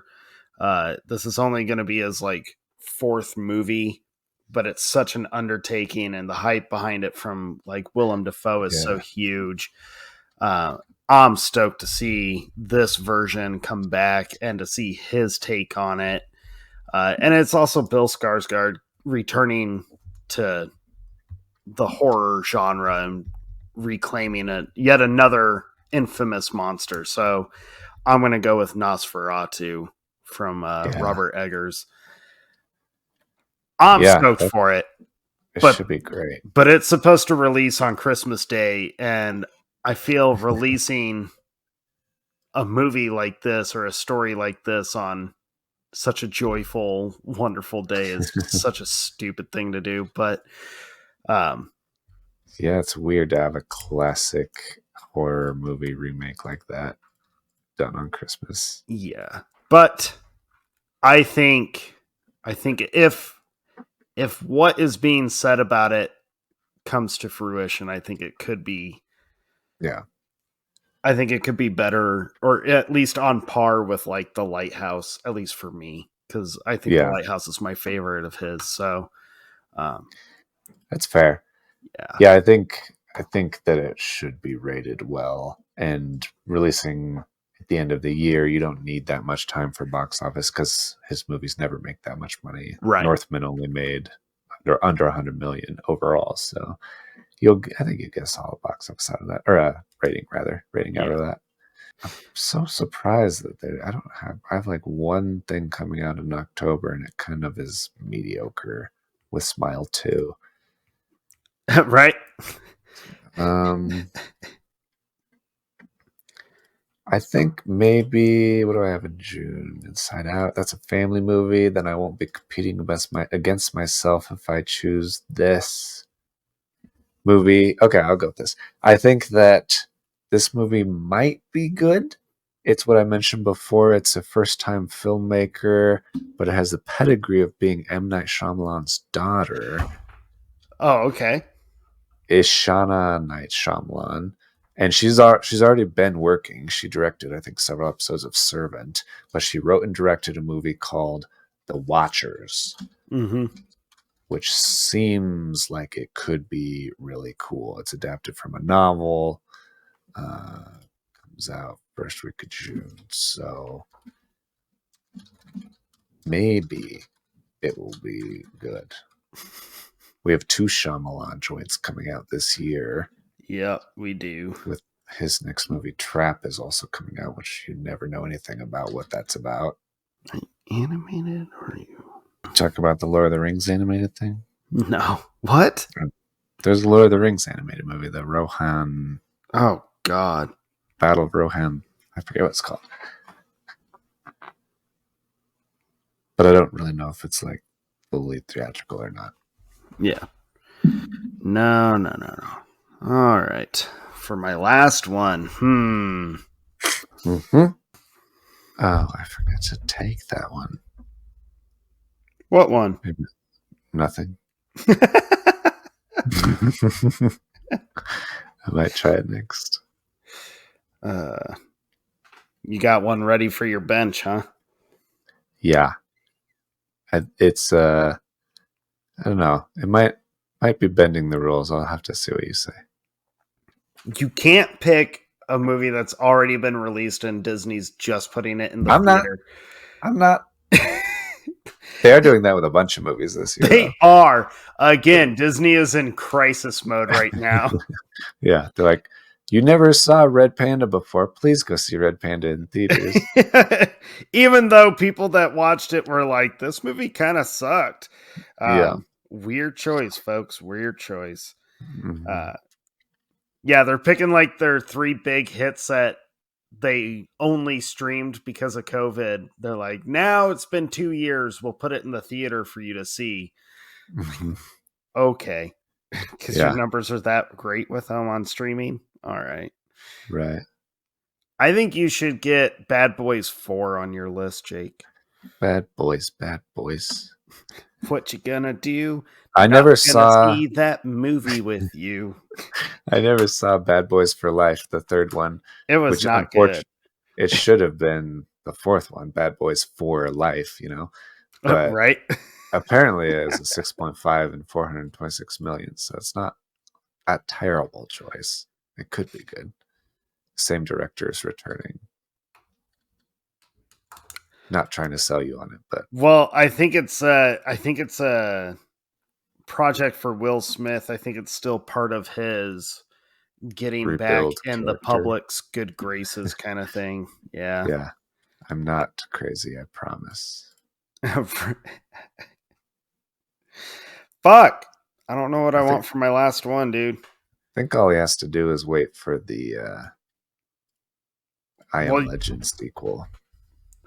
God. That's such a... The unnecessary I Am Legend sequel, but still sequel nonetheless. Yeah. Okay. God, I have so many in that month already. I don't want another one. Save it for your bench. Is my recommendation as a friend. I'm just saying. Well, since you're recommending that as a friend, which apparently our friendship was put on hold because I kicked your ass. Oh yeah. I feel like I can't trust that piece of advice from you right now, Jake. Well, so I might be playing a game and I might have forgotten that our friendship was on hold. It's for you to decide.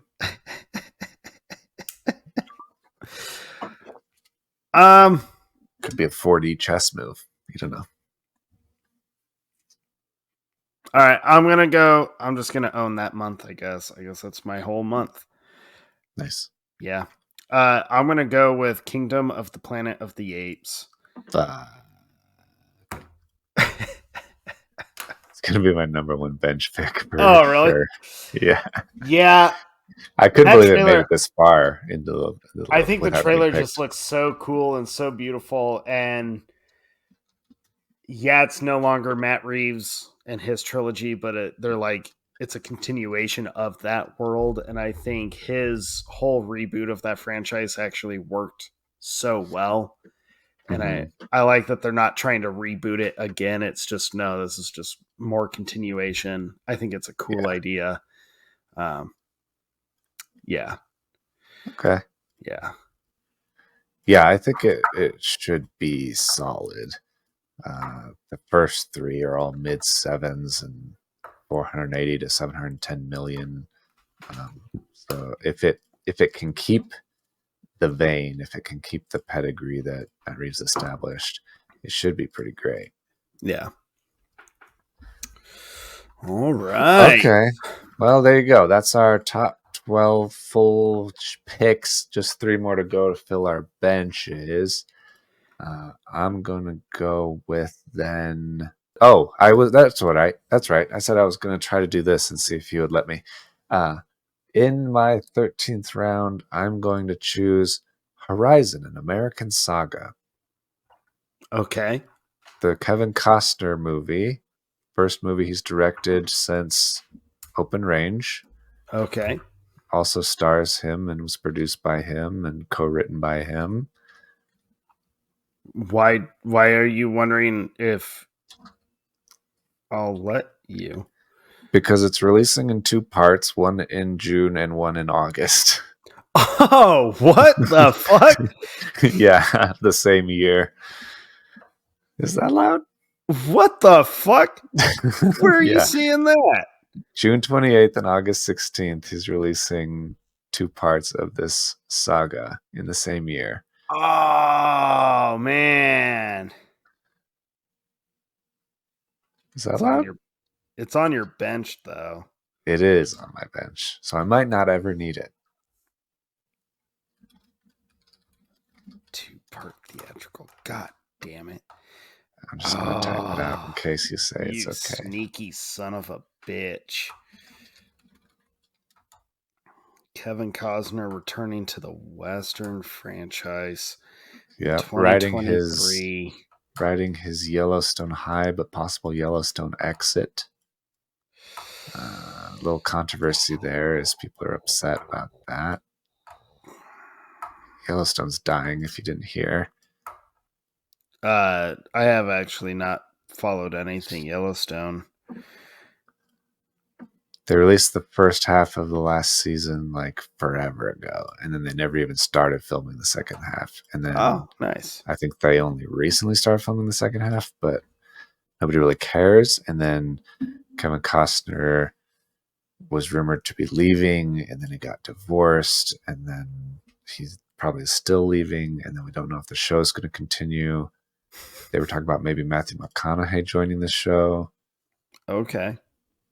I think Taylor Sheridan is spread super thin because he has not only the 1883, which was supposed to be a limited series, but now they pushed for a sequel to that season, but then also 1923 is a separate series with Harrison Ford that was supposed to be closed-ended, and then there's supposed to be a 4 Sixes series coming out. He just had the Bass Reeves Lawman, right? And that was another thing. So I think he's just spread super thin and kind of lost the plot with Yellowstone. But Kevin Costner's still great, and Horizon and American Saga should be great. Man, I think you can have it.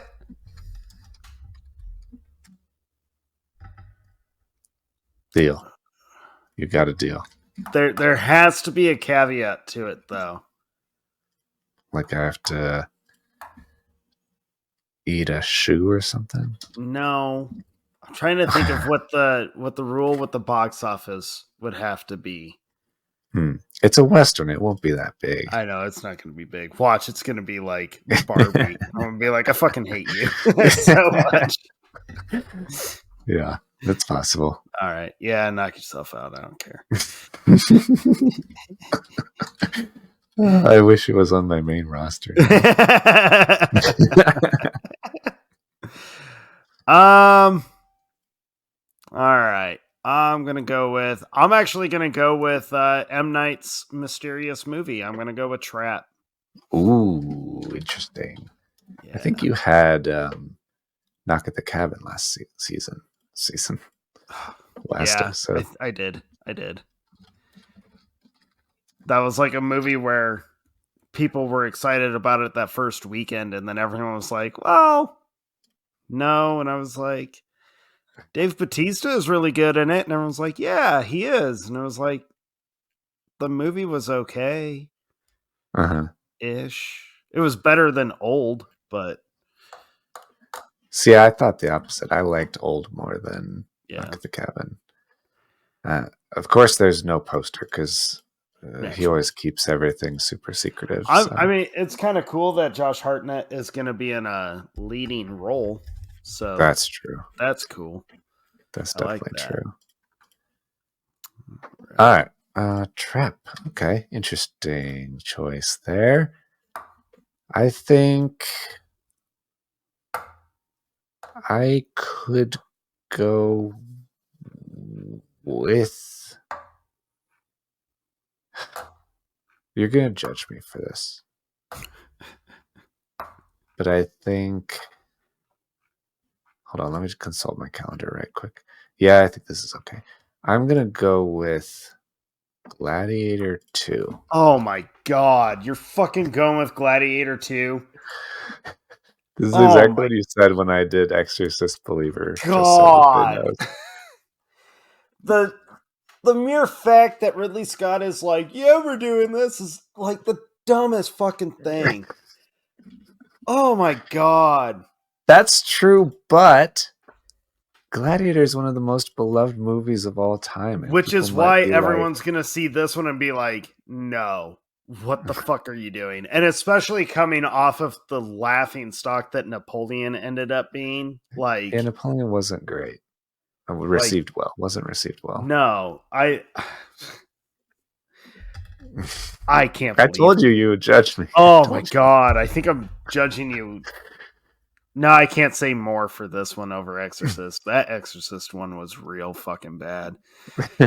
Oh my god, I can't believe you're doing it. That was the one I was talking about earlier. I was like, there is not a shot in hell that I would ever consider drafting that. I think it's like way to take away just the intensity and the like beauty of that first movie. Gladiator has no reason to need a sequel. It is open and closed story. Yeah. We don't need it. That's true. My god.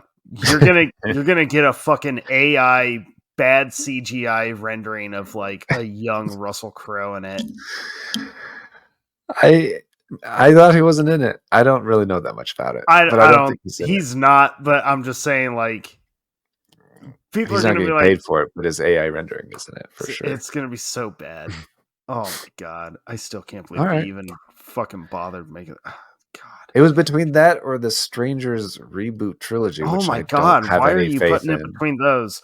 Because I'm looking at Craven the Hunter, Saw 11, Karate Kid, Mean Girls the Musical, Smile 2, The Beekeeper, Twisters, Mufasa, all of this bull crap. All right, so I'm going to go with one that you're going to judge initially, but I'm going to tell you why I don't think it's actually going to fail as bad as we would anticipate it to. Okay, that's what I should have done with Gladiator, but go ahead. I'm going to go with Garfield. Oh. Because everybody loves Chris Pratt voicing an animated movie. Because Chris Pratt doing a voice is going to be killer. But not only that, the trailer is so adorable and it's animated. So they're not trying to like live action it. The trailer is animated. It's very adorable. And having Chris Pratt do the voice, I think it's going to be decent. I think it really will be decent. And it's a good, it won't be Super Mario Bros. Numbers, but it'll be decent. No. But I think families will enjoy it. And I think it's going to cleanse the palate of the Bill Murray live action ones from the early 2000s. So, yeah, it's possible. This is not a repeat of A Tale of Two Kitties. That was a real subtitle. That was the real, yeah. Okay. I have two possibles. And you only get one. And I only get one. It's really, do I want an original movie or another fourth movie? I already have at least 2 fourth movies. Chances cannot be high that they're all good. I have a couple for the ladies, potentially. You got to get all the audience in there, you know? I think this one, I struggled in the rating last time and I was solid in the box office. So I think I'm going to try to have a good, safe ratings play over going for more box office. That's what these last 2 come down to. So I'm going to go in my last pick of the draft with Drive Away Dolls from the Coen brothers. Ah, man, I was debating on that one too. The Coen brothers make good stuff. It won't be bad. I think it won't be as great as the rest of their stuff. I don't love the premise of the 2 girls, but maybe it'll be like this generation's Thelma and Louise. I don't know. We'll find out. We will find out. Yeah, I was debating on that one too. It's a February one too. That's kind of different.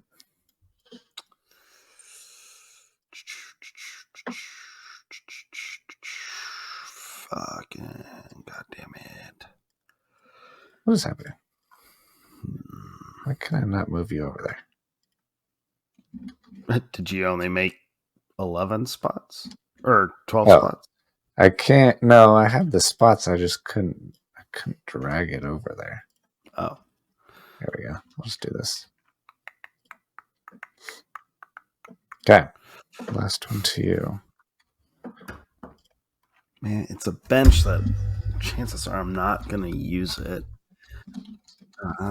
But low stakes. Yeah. But at the same time, I don't want it to be like a complete throwaway, you know? Yeah.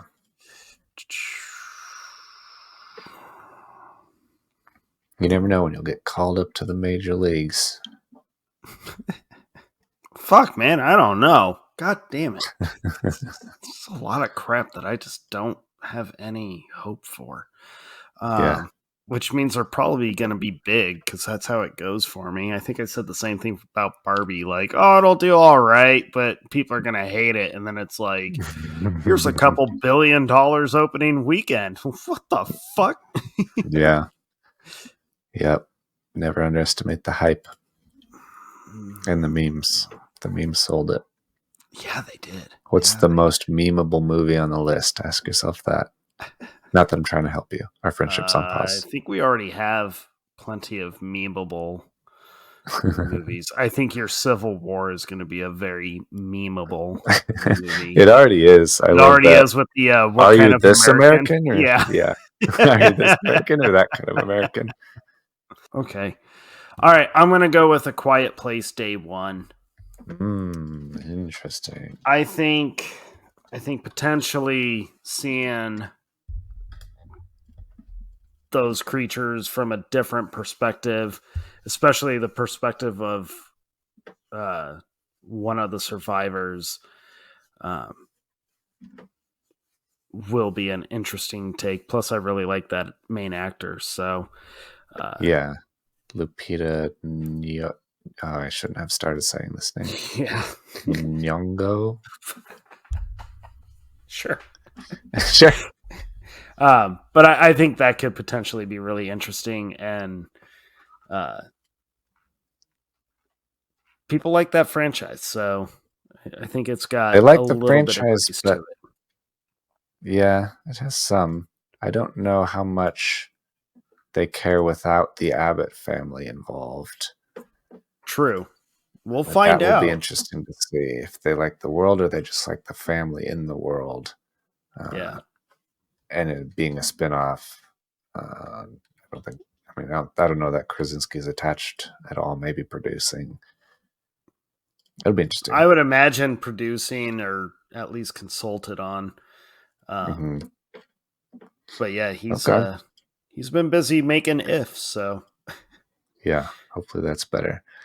I'm kind of surprised you didn't choose Godzilla X Kong: The New Empire. I wanted to, but the rating is probably going to end up at like a 5.9, maybe a 6 flat. Low sixes for sure. I think the box office will be decent. But I feel the hype is so mixed with it that I'm not sure how popular it's actually going to end up being. I think it's going to be harder for it to release in a world after Godzilla -1. Yeah. When people see what a good Godzilla movie could be, it's going to be harder to release these mediocre Godzilla movies and have people care. Yeah, because -1 was fucking incredible. Oh my God. Like, I haven't stopped thinking about it, dude. It's just, I know when I saw it, I was like, no, the hype's real. It's a great movie. But every time I talk about it or like watch stuff or read stuff online, the more I'm like, dude, I think -1 is just not just as a Godzilla movie, but just a movie all around is like, dude, that movie is the real fucking deal. It's so good. Yeah, I'm excited to see it. It's on very high on my list. I have to see before the awards. Yeah. Okay, so there we go. All right, there we go. 2024 teams. I think that they're very solid. I'm extremely glad we did not do more picks. That would have been brutal. Yeah. So this should be good. This should be great. I kind of feel like it's gonna follow the trend that this year kind of did, where you and I are just like, okay. One of us is gonna have a huge hit. I just need it to be me for once. Yeah, it will be interesting. I will be mailing out this bad boy to you in the near future. Hopefully it'll get there. It probably won't get there before the next episode we record, but it'll get there eventually, and you can enjoy it for the next year or so. Yeah. And then it will be back here with me, most assuredly. So. Damn. Enjoy it while it lasts. That's true. It's true. All right. Okay. Man. So yeah. What an interesting draft that we did. Yeah, it'll be an interesting year for movies for sure. I'm excited to see all of the movies that are great that we didn't even know were coming out this year. I know. That definitely happened last year too. I'm like, oh shoot. But these are the ones we know about at this moment. Yeah. All right. Well, I want you to let us know what movies you're most hyped for this year. Any picks that you think are ridiculous, that there's no way it's going to be good, or anything that we should have bet harder on that we missed. Definitely let us know, or just ones you think will be cool that you were excited to go see for yourself, whether it's huge or not. Who cares? It's just for you to see. I have a handful of those as well, so let us know on Instagram and YouTube. That will be great. We want to talk about these things for sure. That's why we're here. That's kind of the whole point of doing this. Yeah. Yeah, make sure you guys give Jake as much shit as possible for putting Gladiator 2 on his draft, because what? That's you're going to say for losing, because I definitely gave you a hard time for losing last time. Yeah. I'm still like processing the win. Processing that you put Gladiator 2 on your list. Oh, that too, yeah. That I feel like that's just as bad of a choice as drafting any of the Sony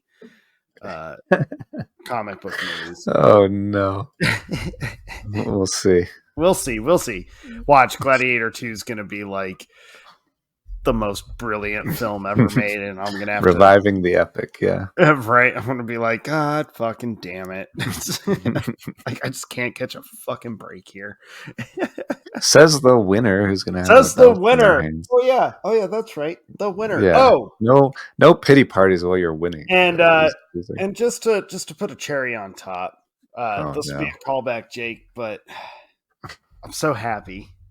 So I had a guy come up to me, and he goes, "Hey," a coworker, and he goes, "Dude, I'm listening to your Dredd versus Judge Dredd episode," and I was like, "Oh, cool." I was like, "That was a great episode." He goes, "So which version is better?" He hadn't finished the episode yet, but he knew our stances, and I was like, "Well, dude, like, I guess it depends on your mood. If you want super cheeseball, like 90s wannabe action kind of stuff, you go with the Stallone. If you want darker, better action, kind of like a cooler story, you go with Dredd." And he goes, "Oh, I'll just watch both." I'm like, "Cool."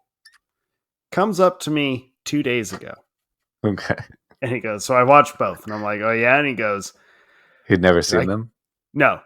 Okay. He goes, "I definitely like the 2012, the Dredd, way more." And I was like, "Right? Cooler movie." He goes, "Yeah." And he's all, "That Stallone one really sucks." I was like, "I know." I was like, and I looked and I was like, what makes it suck? I was like, to me, it's Rob Schneider's character. The comic relief is just, it kills it for me. And he was like, "It's true." He agreed with me.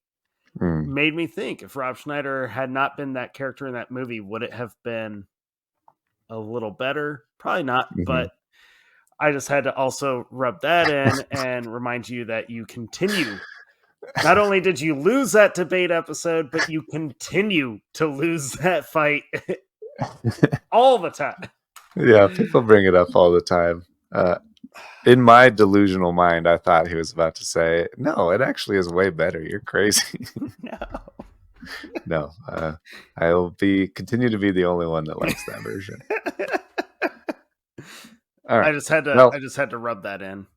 Thanks for that.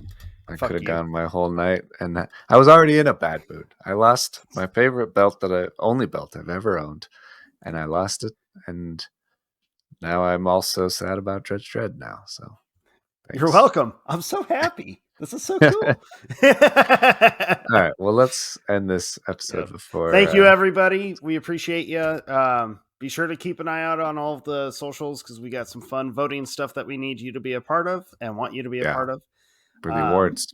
Yeah, we got the awards coming up in a couple months, so be on the lookout for that. Tell us your favorite movies and all that, and cast your votes. And I guess we will see you guys next time. Sounds good. Thanks, everyone.